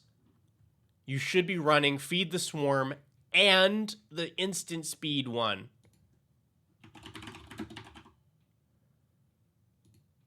Withering Torment. Like I said, a Ghostly Prison does a lot of work against this deck. And you don't have a lot of ways to deal with those in these colors. You can bounce it. You can get lucky and have a counter ready for it. But you want to be able to get problematic enchantments off the board when you can. You should be running those.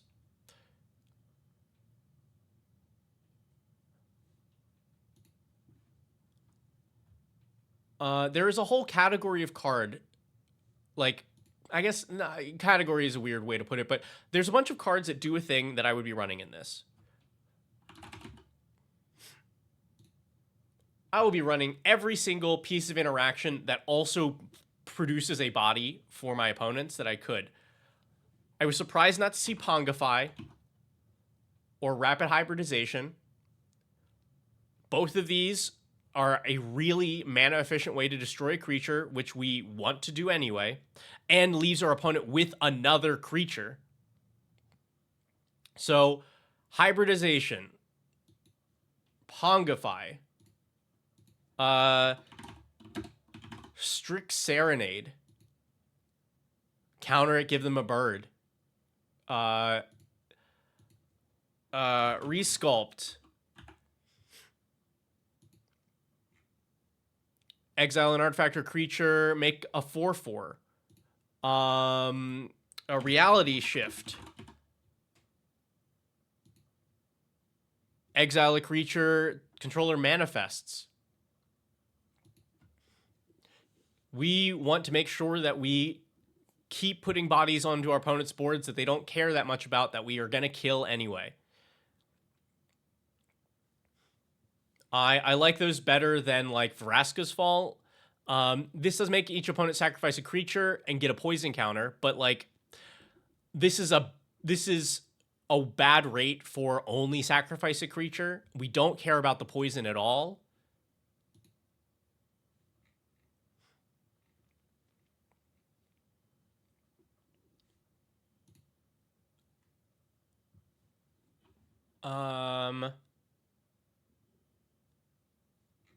Ooh. We love an asymmetrical board wipe here. We have Swarm Yard Massacre. We have Kindred Dominance. Would definitely run Crippling Fear here as well. Choose a creature type. Creatures that aren't of the chosen type get -3/-3. That kills everything. That, like, kill all of our opponent's stuff. Now, these are not quite as good in this deck because a lot of the pieces that we're using are not actually rats, but a lot of them live. Like, you know, it's not going to kill Clackbridge Troll. You know, some of these other things were okay with dying, and also we can, if it's in our opening hand, we can kind of play around it. I would still be running this card.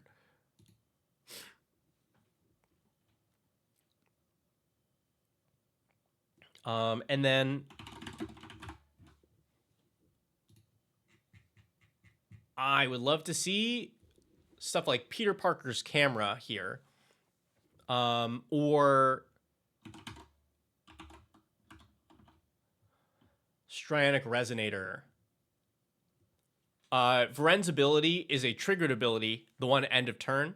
So on those turns where you like play a board wipe or where a bunch of stuff happens to die, getting twice as many rats off of that, love that. Love that.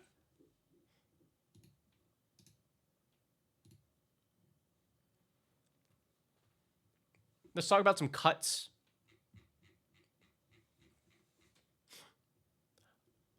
I see the thought process for Wonder here. It would be great if all of our rats had flying, but we don't have enough ways to get this into the graveyard.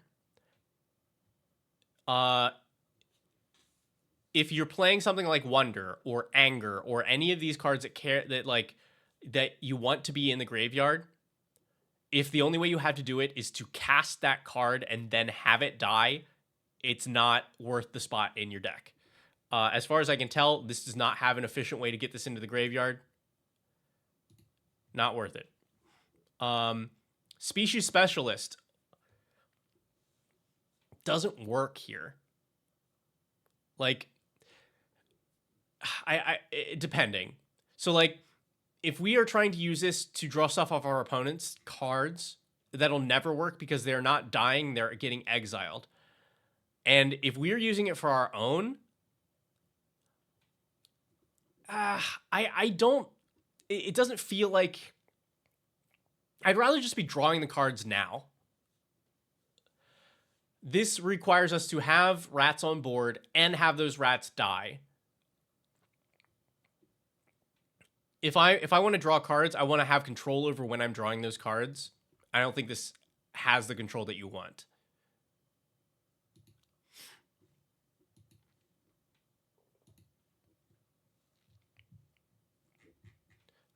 Sadistic shell game. I wish that this cost less. Starting with the next opponent in turn order, each player chooses a creature you don't control, destroy the chosen creatures. So at its best, you destroy 3 creatures for 5 mana. That's decent. But sometimes you will get colluded against. 4. Okay, yeah, 4. 4 creatures for 5 mana. Decent. But you don't have control over 3 of the choices. And sometimes you can be colluded against. Your opponents can choose the same creature. So if you're ahead, if you then oftentimes players will go, well, you know, the Vren player is the threat right now. So they're going to kill one thing, and let's figure out what, you know, they'll all choose one creature that is fine to die. This card is not good.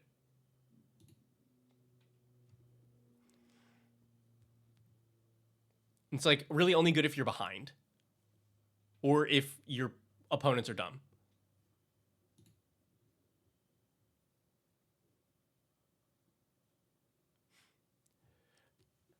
Donkey Juice, yeah, so at least it doesn't have that problem. There are other cards where it starts with you for the choosing, but this one starts with your opponents.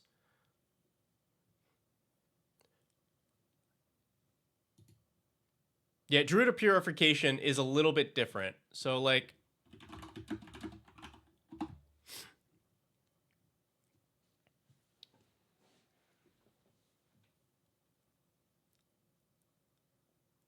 if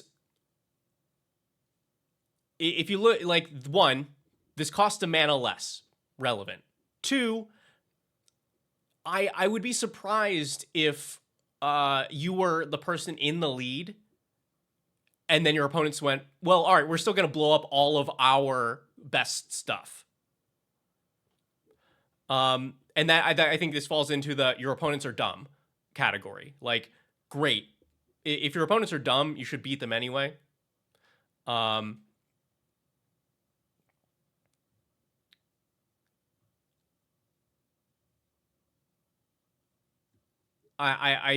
think this card is good. Because it's a mana less, because it's on a creature body, which is something that's easier to repeat.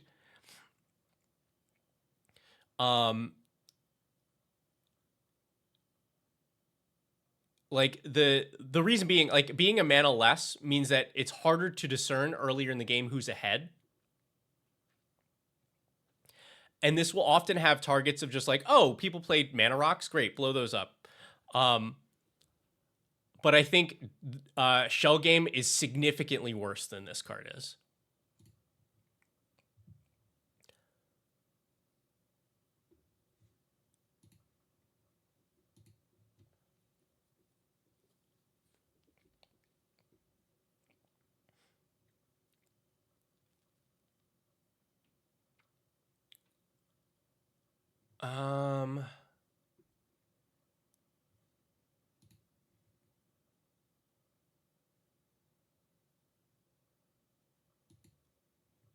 Oh yeah, Donkey Juice. You're thinking the Undaunted one. That is much better.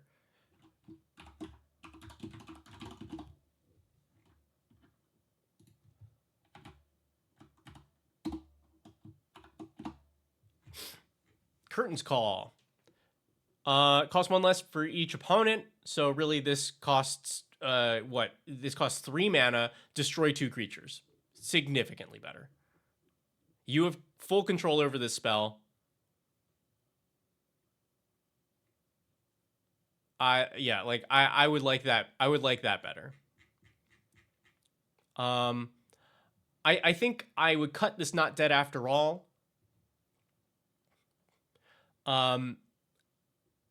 This kind of effect is not, like, it's fine, but I'd rather this be like other more flexible interaction, because this only is to protect like Vren, right?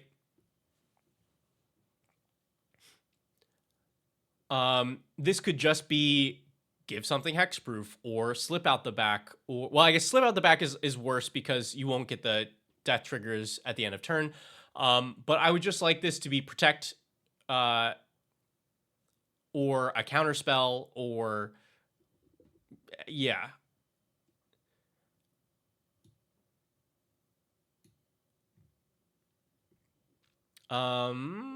We already removed the Vraska's Fall. I thought that was pretty weak here. This Black Market Connections also. I think that your life total is going to be one of your more precious resources in this game. Once you get your thing going, people are going to be gunning for you. They're going to be like, well, the only way I can see to disrupt this is kill them. So I don't want to be paying this life earlier in the game. And like, it doesn't seem to synergize that much with what we're doing. It does like make rats in a way, but at a really bad rate.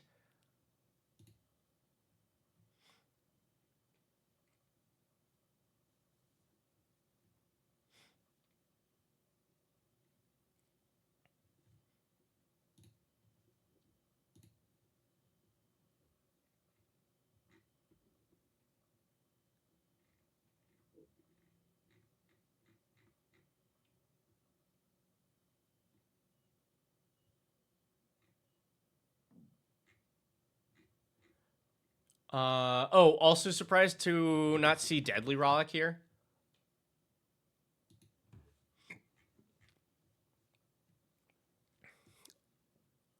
Our strategy is based around having our commander out. We are likely to have it out. And then it exiles, which is the thing that Vren cares about. I mean, like, you know, most things are going to exile anyway because of its ability, but that seems like pretty auto-include. Is Living Death Bandit? It sure is not.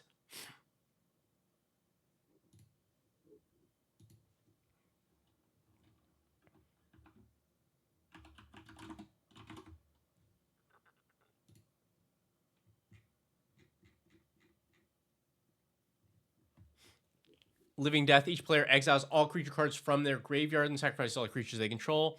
So this plays pretty nicely with Vren because they are likely to have less creatures in the graveyard because of its ability. And then you are having them sacrifice all their creatures, which also get exiled because of Vren. This is pretty solid.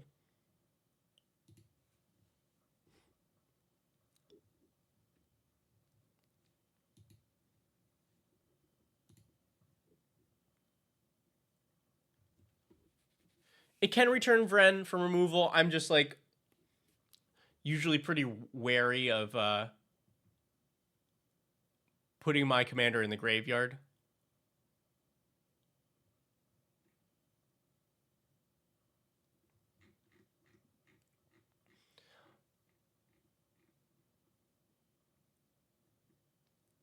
But I think the big shift that you would want for this deck, if you are trying to make it more powerful, is lean into the control aspect of the deck. This is a control deck. Vren, your game plan is put Vren on the board, protect Vren, and then just blow up every creature that your opponents play. And as long as you stick to that, you end up making rats, which can then beat your opponents to death. So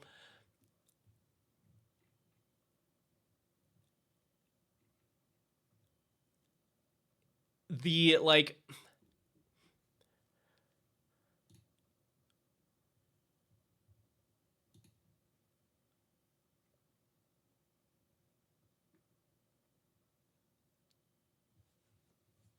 you have some of these cards that are like fun and thematic, but like Ink Eyes, not that great here.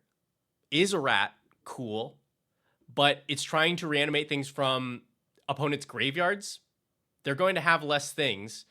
We don't have a lot of good ninjutsu like creatures. We don't have a like aside from Strix, or I guess Hunted Horror as well. but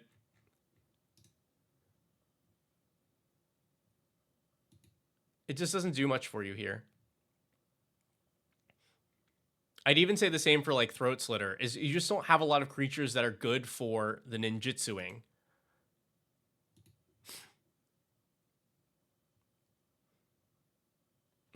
Thanks everybody. My head is very chilly.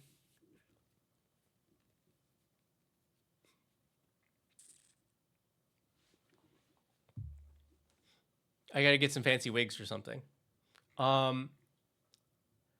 Yeah, stuff like a crow and horse is what, like, cute and thematic, like, or mechanically thematic, but it's a bad card. And so I wouldn't be running this if you were looking to make the deck more powerful.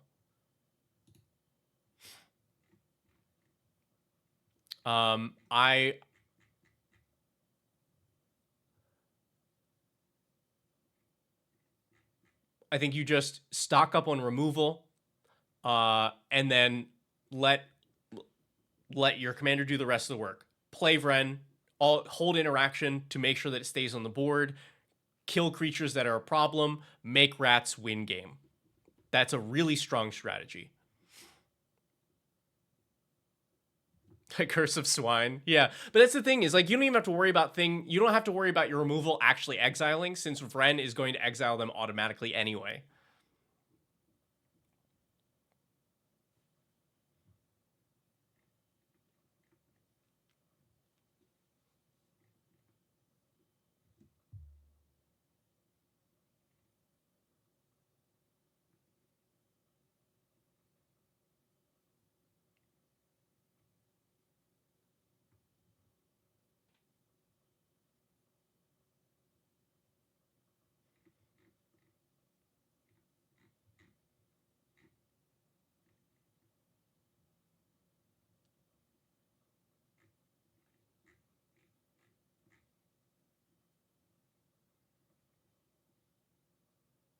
Let's see. Hey, Stabulous.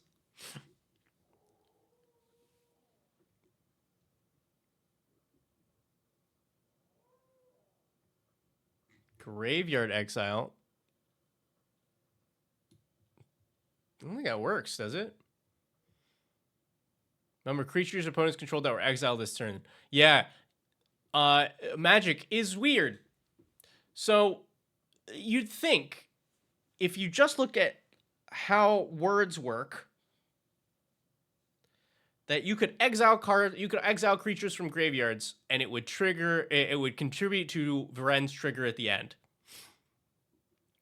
But it does not, because it has to be creatures your opponent's controlled, and that only counts, like, you can only control a creature if it is on the battlefield. So it has to be creatures that were on the battlefield that then got exiled.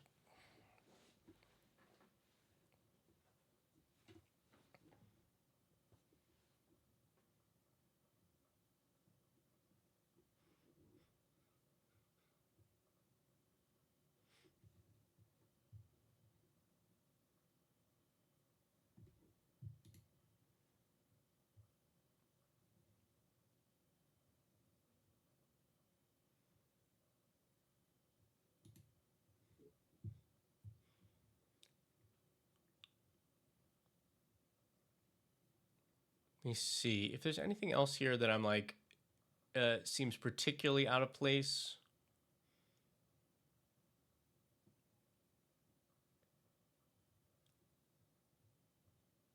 Oh, Paul Jamar. This I would also, like, sure, we are making a bunch of rats, but this deck really does not want to pay 6 mana on its own turn to draw cards. I would rather this be draw less cards at instant speed.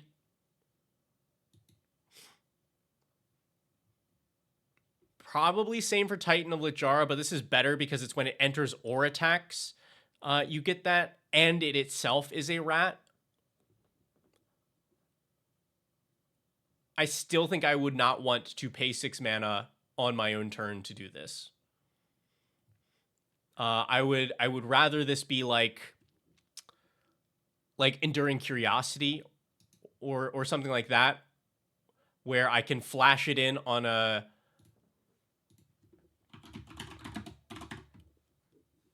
at an opportunity, and then just start swinging with my rats and have those draw me cards.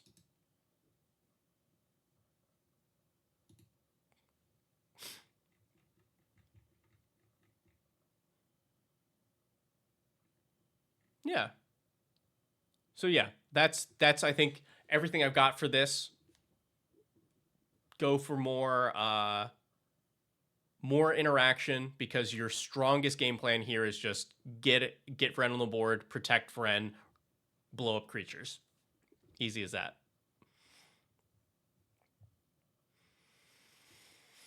All right. Hello, everybody. That is all of the deck text that we have for today, I believe. Let me check.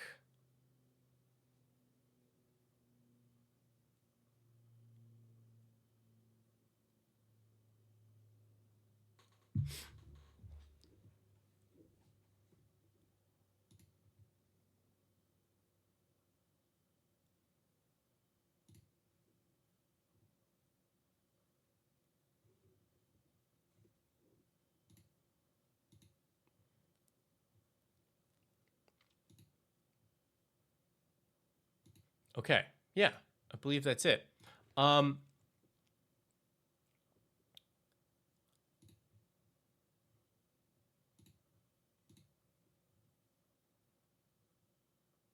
Thanks, Cecil. Same to you. I figure we have to at least take a quick look at the Marvel spoilers, right? That's the hot thing. You're definitely going to see some shorts from me in the upcoming days talking about some things.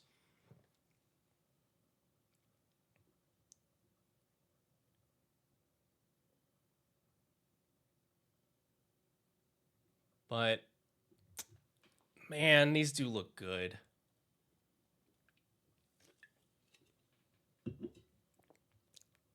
These do look good. Merfolk coming back. Oh yeah.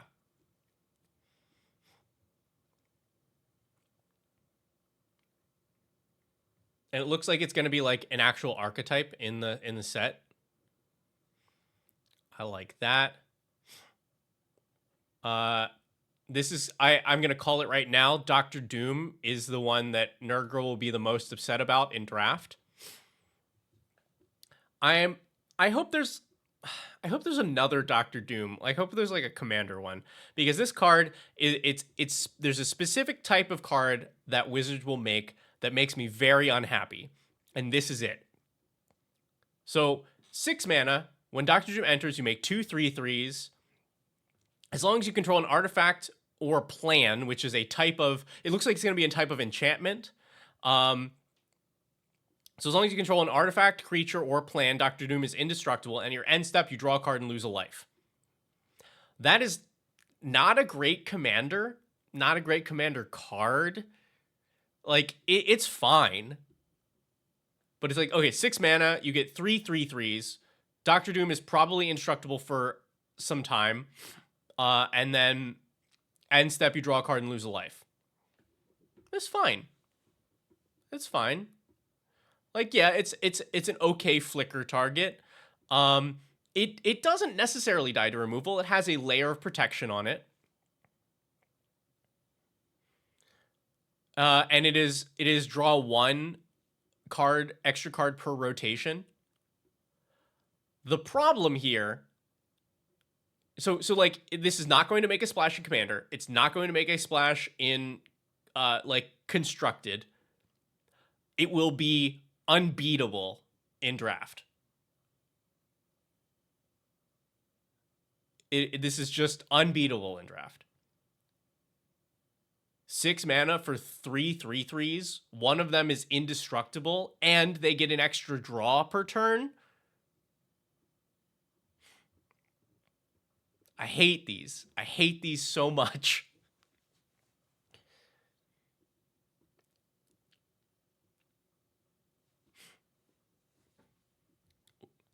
Let's see how old of a reference that is.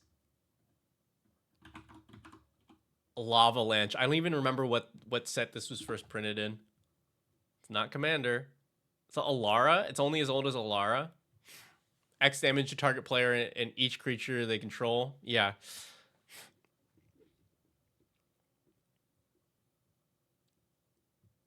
It's like, this don't do anything anywhere else. They're just designed to make your limited games not matter.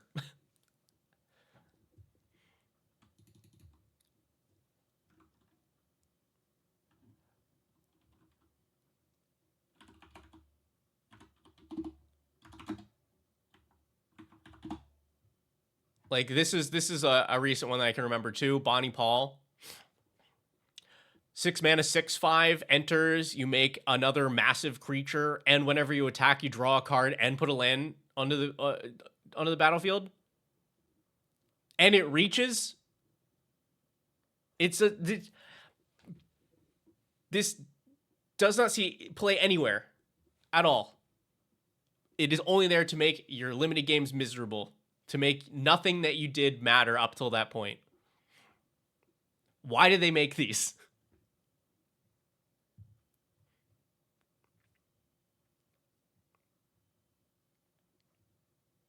Seen it in Brawl. Nobody plays Brawl.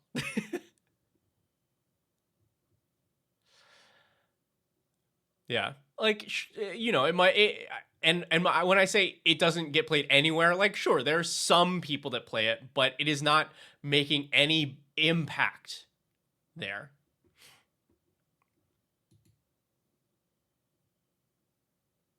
It doesn't make any impact. This card will not make any impact anywhere other than winning people games in limited that they don't deserve to win.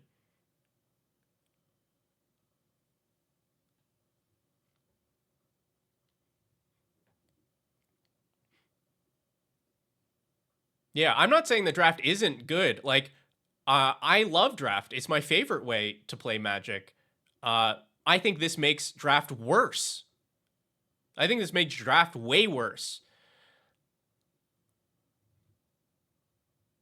Because a lot of players will play against this, feel like they played a good game, and then just lose because opponent has this in their deck. That is bad for limited. You can have limited bombs that aren't this.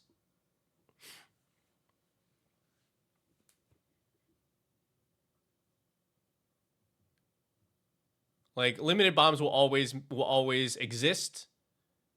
And at the least, then it should be like, oh, this person opened this card and then feels cool about it after the draft. It should be like, oh, wow, I did this and it won me a bunch of games, and now I'm going to go home and I'm going to build a commander deck with it. Or I'm going to, I'm really excited because this card's worth a bunch of money because people are playing it in Constructed. And this will be none of those things. Blah. I also hope that there's more for the Doctor Doom fans out there. I think this is a pretty popular character that this card seems underwhelming for.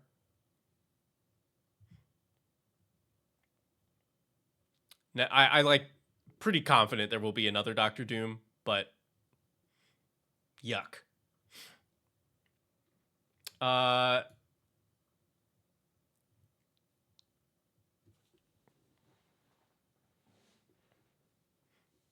Yeah, sure. Some people will open things, and if you win, and you get to play cool cards in draft, you will feel good and and want to draft more.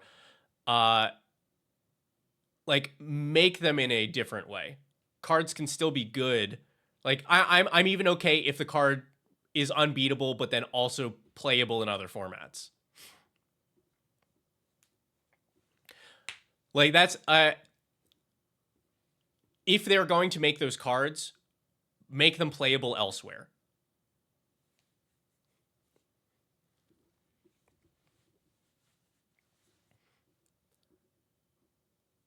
I think this is very funny for Commander. I think this is very funny for Commander. Obviously, not real good anywhere else. You need this to be like,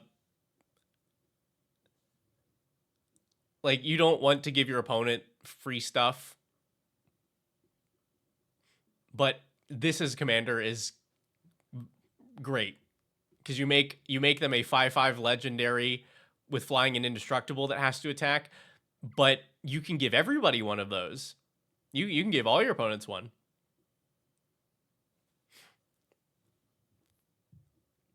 But this seems bad elsewhere.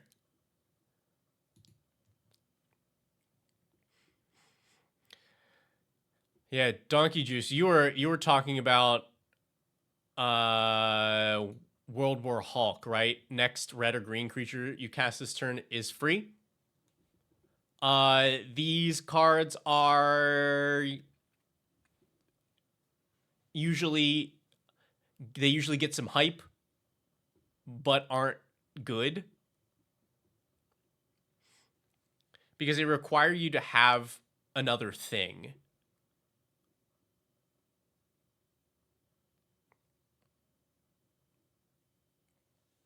Like,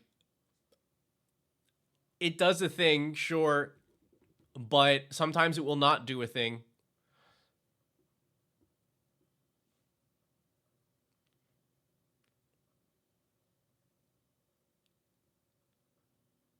Like what, the dream exists. This could be a free Progenitus or something. This could be a free Atali. This could be a free Galta, but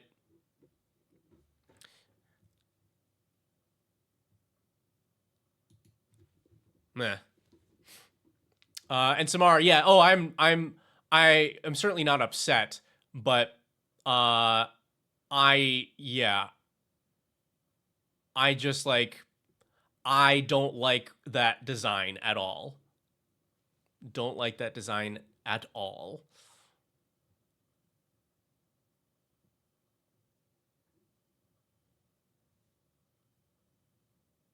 And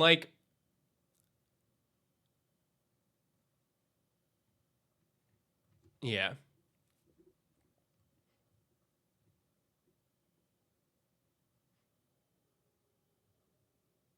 Let's see.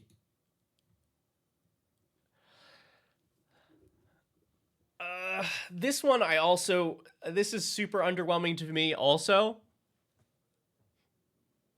So it's 5 mana, destroy a thing, then 2 chapters of minimal impact, and then Galactus is a 16/16. That's cool, but it is a creature token, and whenever Galactus attacks destroy target land, that thing just dies. Bounce, gone. Any removal, gone. It does not protect itself at all, and you have so long to find an answer for it. And then even if it gets to attack, destroying a land at that point, nobody cares at all.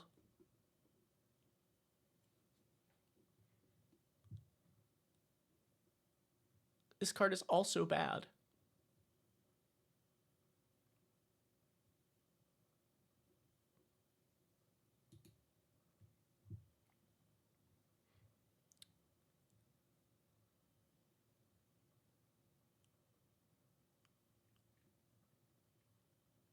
Let's talk about... I'll talk about one more bad one before we get to the cool stuff.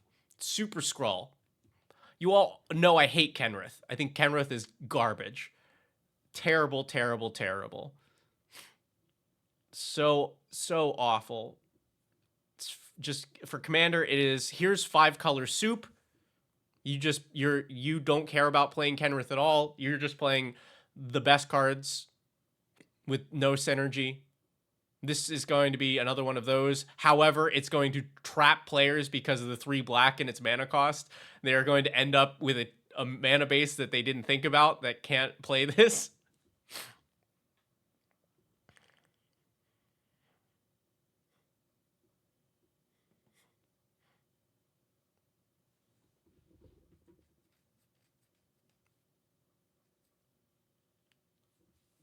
It's like also not even as good as Kenrith.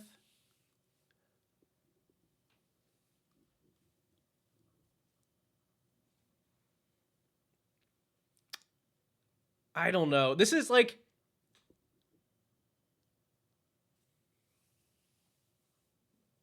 Ugh.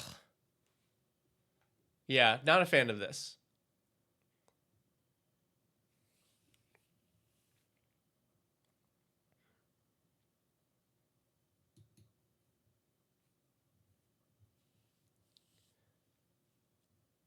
Yeah, SSA, you do have a point, but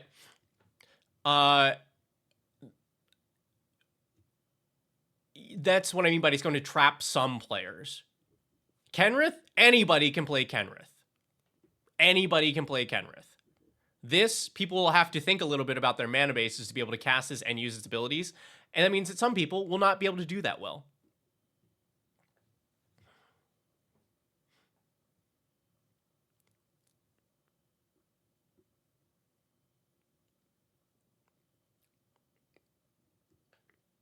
Oh, Lumberjack. No. You did that. I was not offended at all.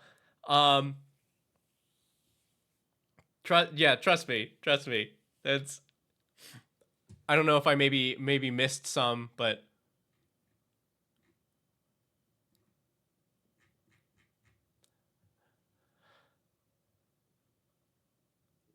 yeah, I also not a fan of that. This guy though, so this is I will have a video coming out about this.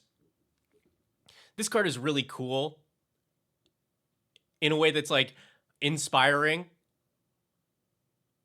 We've never, ever had a creature that you could begin the game with in play. We've had plenty of ley lines. We've had Gemstone Caverns, a land. Never a creature.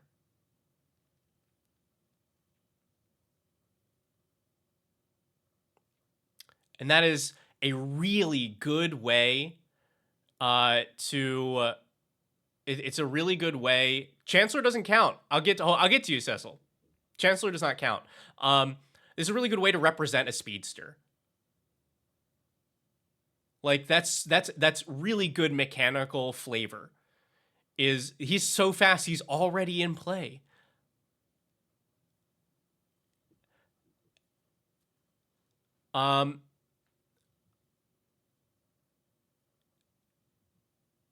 There are some similar things. So,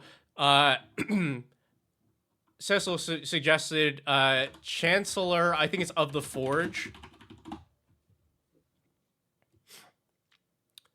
This one barely does not count because it is, if it's in your opening hand at the beginning of the first upkeep, you make a 1/1. But Quicksilver is faster than that. He's already in play by the time you get to the first upkeep. So we've never had a creature that starts in play. This one doesn't. The 1/1 for X and Goblin you make does not technically start in play. It is just there before pretty much anything happens.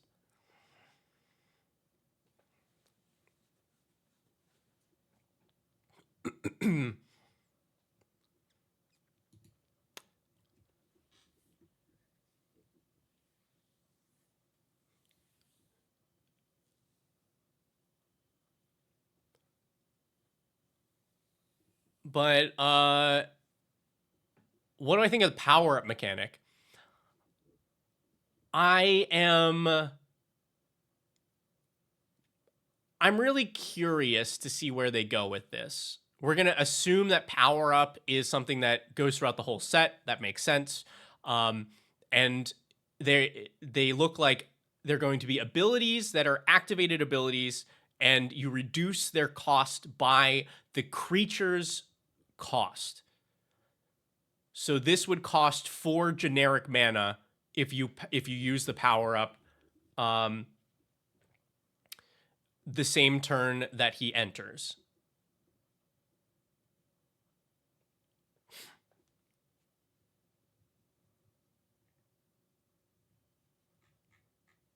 But yeah, don't worry. Oh, I will get to my assessment of Quicksilver in a moment. But the power up. Hey, Hire, how's it going? The power up ability. I think there's a lot of design space, and if I had more brain to think about what they could do with it, I'd be interested. But I'm just gonna let them show me. I think at first glance, it's just kicker. it's just kicker. And like, yes, everything is kicker, but this is actually very close to kicker. So like, if you look at Quicksilver, the reduction really does not matter at all. It's just he either costs 1, well, he either costs 0 because he was in your opening hand. He costs 1 because you played him for 1, or he costs 5 because you played him as the powered up version. So we shall see. I think this card is bad. I will talk about it in the short. I think this card is bad. I don't think anybody will play this card. It's just like nothing lines up how you want. Obviously, card is not good for Commander. Anything that requires it to be in your opening hand is pretty unplayable unless the upside is massive, like Gemstone Caverns. And this does not have that. I kind of wish I'm gonna say this and then immediately backtrack, but my first instinct was like, oh, I wish this would have worked from the command zone. I wish it was, if it was in your opening hand or your command zone, you can begin the game with him on the battlefield. That's probably too much. But I feel like in mono red, there's still not a ton that you can do with that, and it's fun. Like you unlock your deflecting SWAT?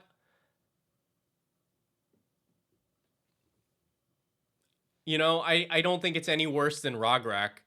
Yeah.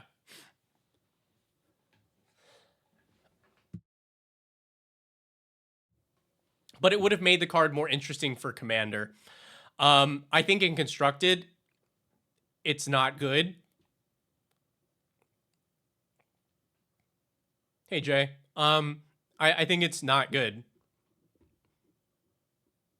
Like, there's just nothing that you can do that uses that leverages this resource, and its other numbers are not worth playing it other than having it in your opening hand.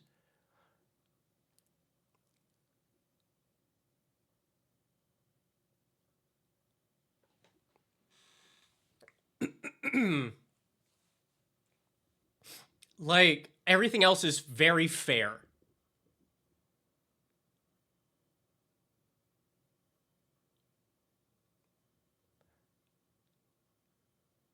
I think it's fine in mono red, but I don't think it's anything special. And I think that people will come to the conclusion that other like 1-drops are just better in red deck wins.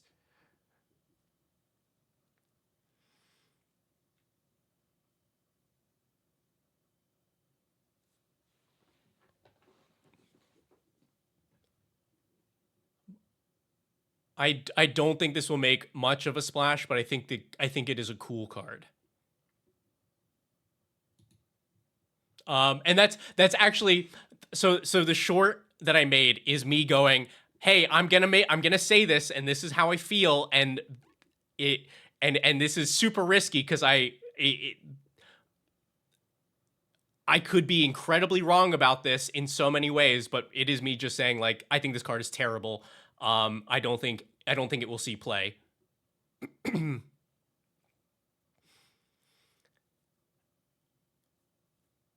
And you know, you can all hold me to it and be ready to make fun of me when I'm wrong, but that's the video I'm gonna put out.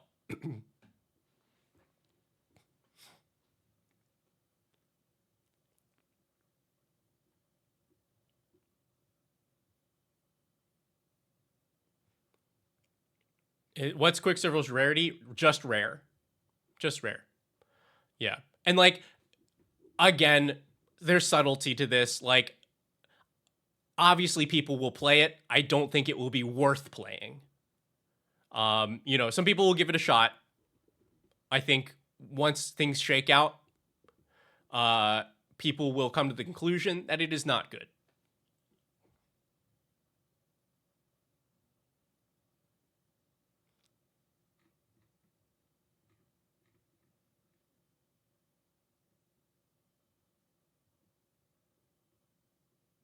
Yeah.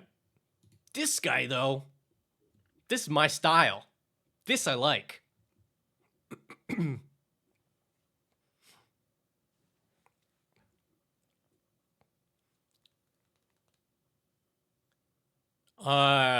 Namor. See you, Sissel. Thanks for hanging out today.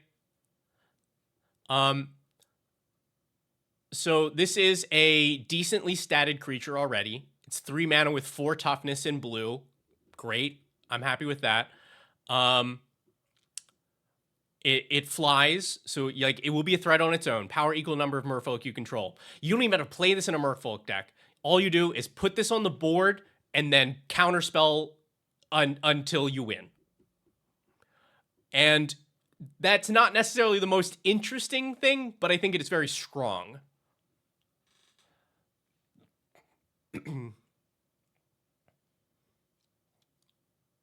Like this, I'd be interested to play in Constructed. I think it is fine in Commander. It'll be good in Merfolk decks. It'll be good as a commander.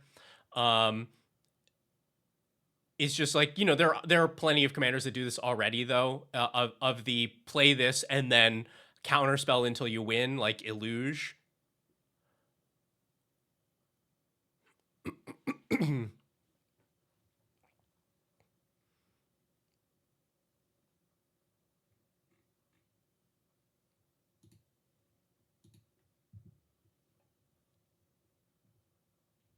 Yeah, I think this is a great card.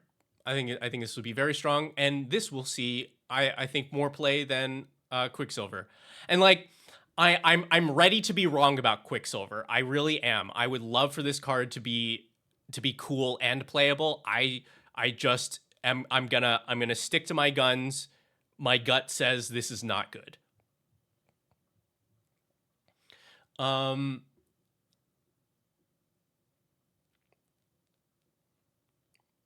Yeah.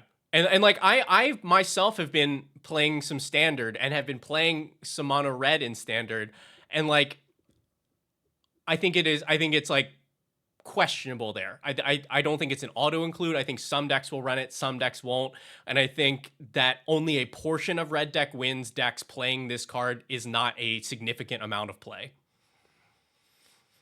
Where would I pick Quicksilver in a draft?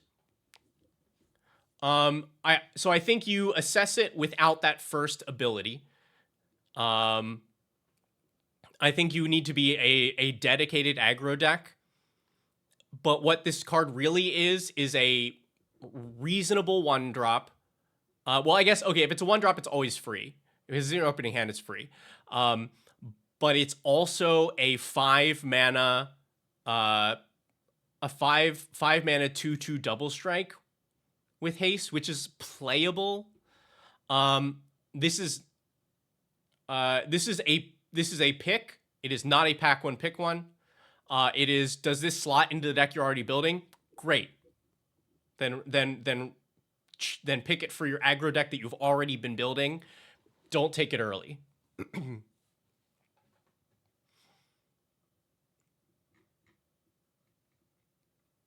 A lot of people have been talking about Bruce Banner. I also have already recorded a video on this guy. Pretty solid. Pretty solid. One drop that you can use to draw cards. That's all right. I'm glad they made this sorcery speed. Otherwise, this card would be very good.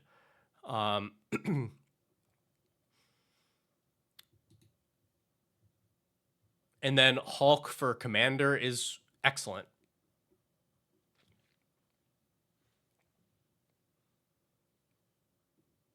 This is very solid.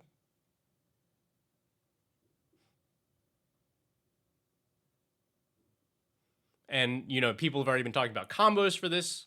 You know, with Caltrops, you get infinite combat as long as Incredible Hulk stays alive. Yeah.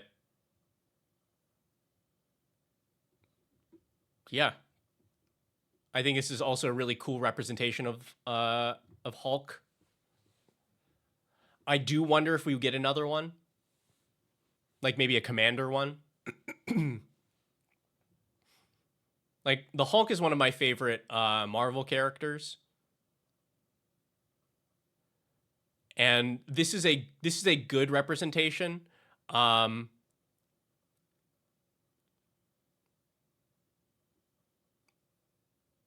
do wonder if there's like a even more over the top version. But there's a possibility that this is the only version we get. Yeah, like the fact that Bruce Banner is just solid on his own is also good. Yeah, like Red Hawk. Yeah, right.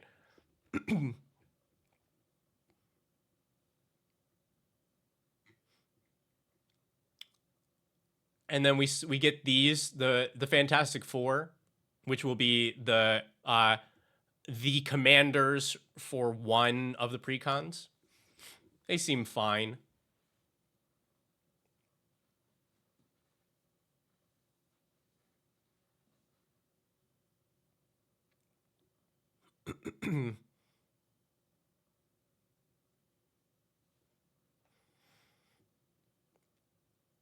I think the one thing to consider for the Fantastic Four is ritualing into casting them early is pretty busted.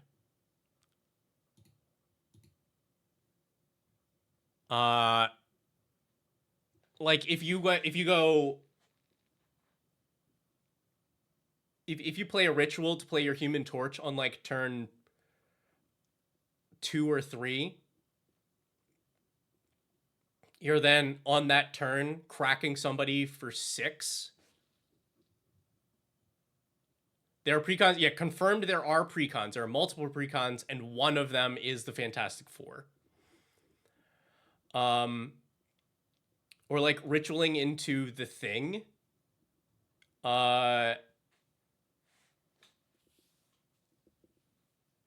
You then get a 9/9 for 6 mana. Bruce is a turn 3 win if you do that combo with Moon Mist.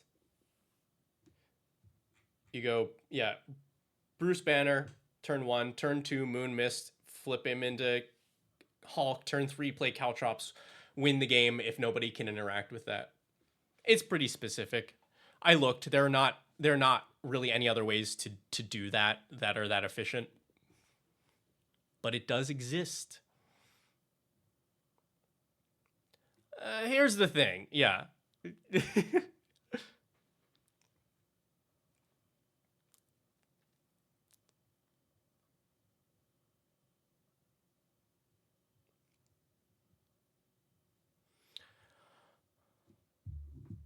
All right, everyone. I think that is probably it for me for today. I'm going to end it a little bit early because I need to eat, and I still have a bunch of editing to do because I will be leaving for my vacation on the 17th, and there is much to be done. I really, really appreciate you all hanging out today, and we got to see some cool decks. If we get more that come in. I will try to do one more before I leave, but it's maybe the last one for this year.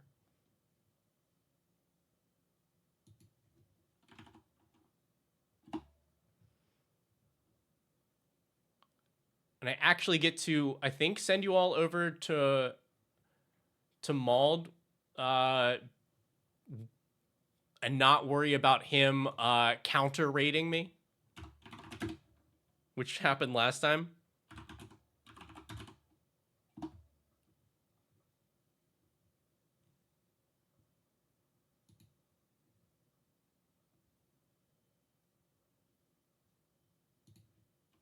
Oh, here we gotta. Here's your copy pasta.